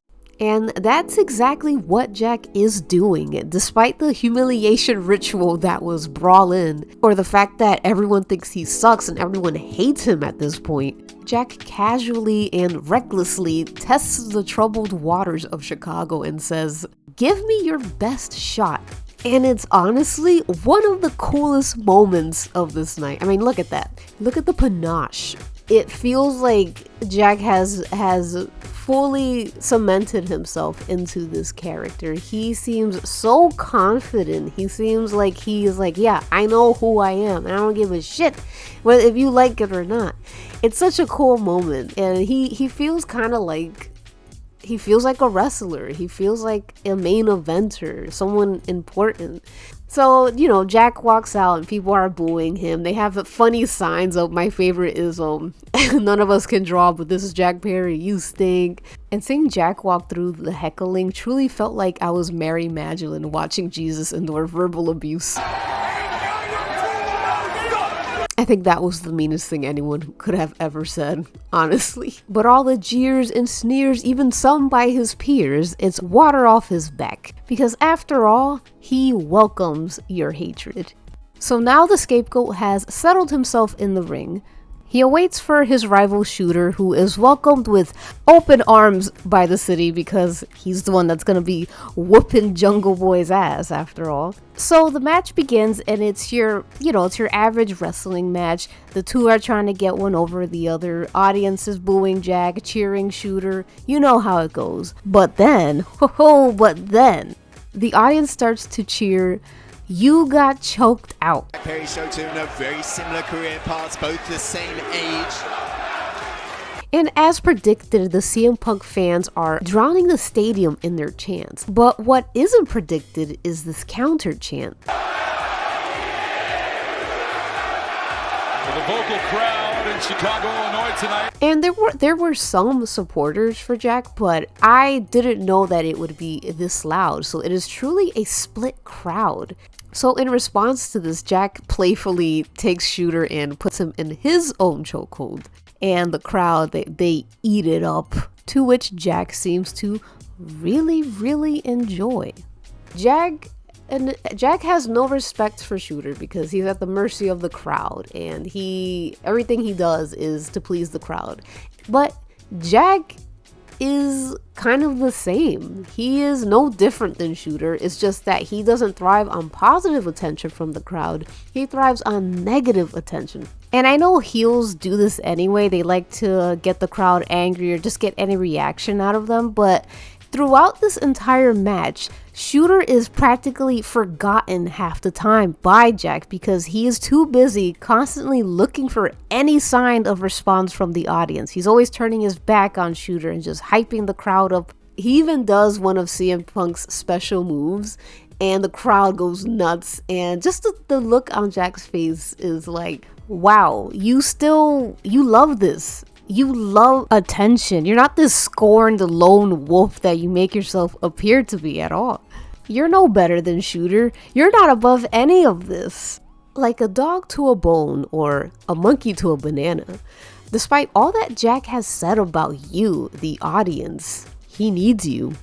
And he needs you to care. And that's what makes him so interesting to me. Especially because this basically all started because of Christian Cage and his initial betrayal to Jack. I don't think Jack ever really dealt with everything that happened between him and Christian. Like, yeah, he did successfully bury him, but instead of growing as a person, he steps further and further into becoming more like Christian. Like, down to still doing the kill switch long after their feud and throwing temper tantrums in the ring when things don't go his way. And this is just another example of rancid old man pussy. But with that being said, the match finally comes to a peak when Jack begins teasing CM Punk's finishing move, the GTS, aka go to sleep. And the intention was to piss the crowd off because he eventually doesn't do it. But the audience ends up cheering GTS. GTS.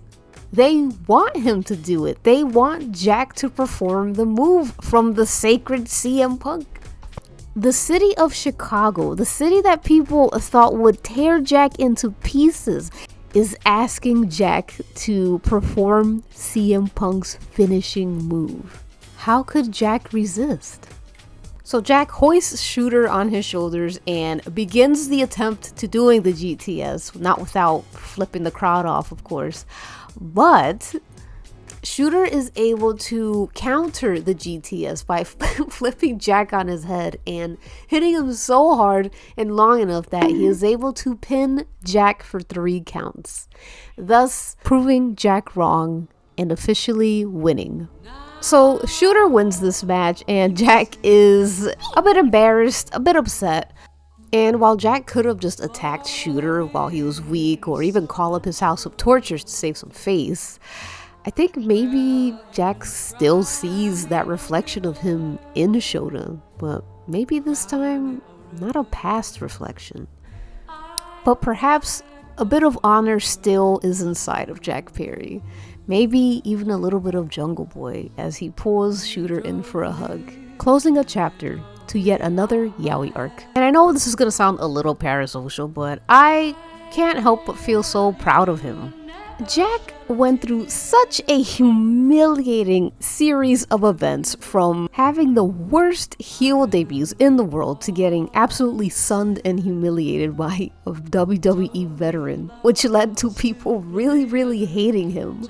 You should kill yourself now. This was truly a sink or swim moment for Jack, because he truly could have just given up or said, hey, you know what, I'm gonna lay low and I'm just gonna go back to being a mid-carder. But he decided to take that as an opportunity to use what happened to elevate himself and work on becoming a better wrestler, which he has.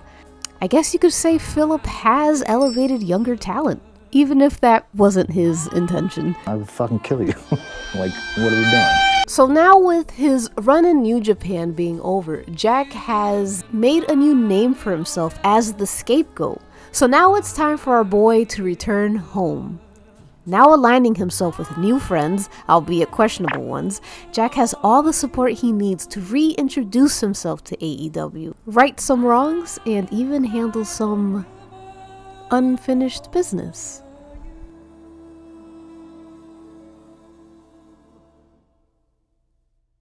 But this is where I have to stop the video.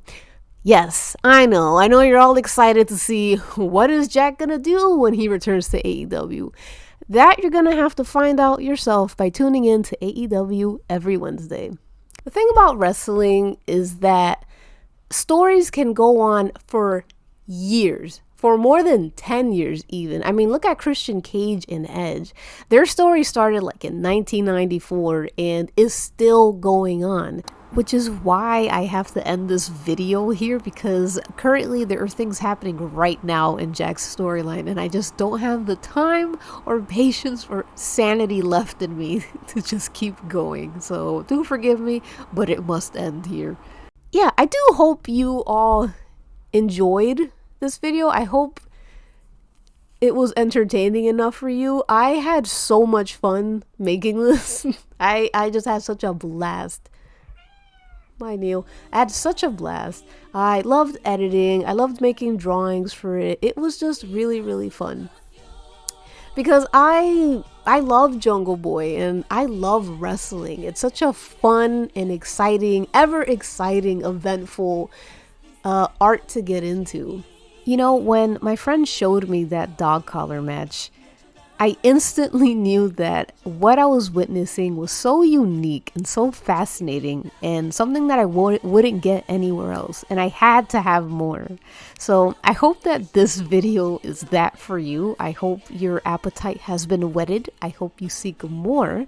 And if anything, I hope if you were able to make some time to enter my little world, that you're glad to know of my favorite wrestler named Jungle Boy. See you in the next one. Bye.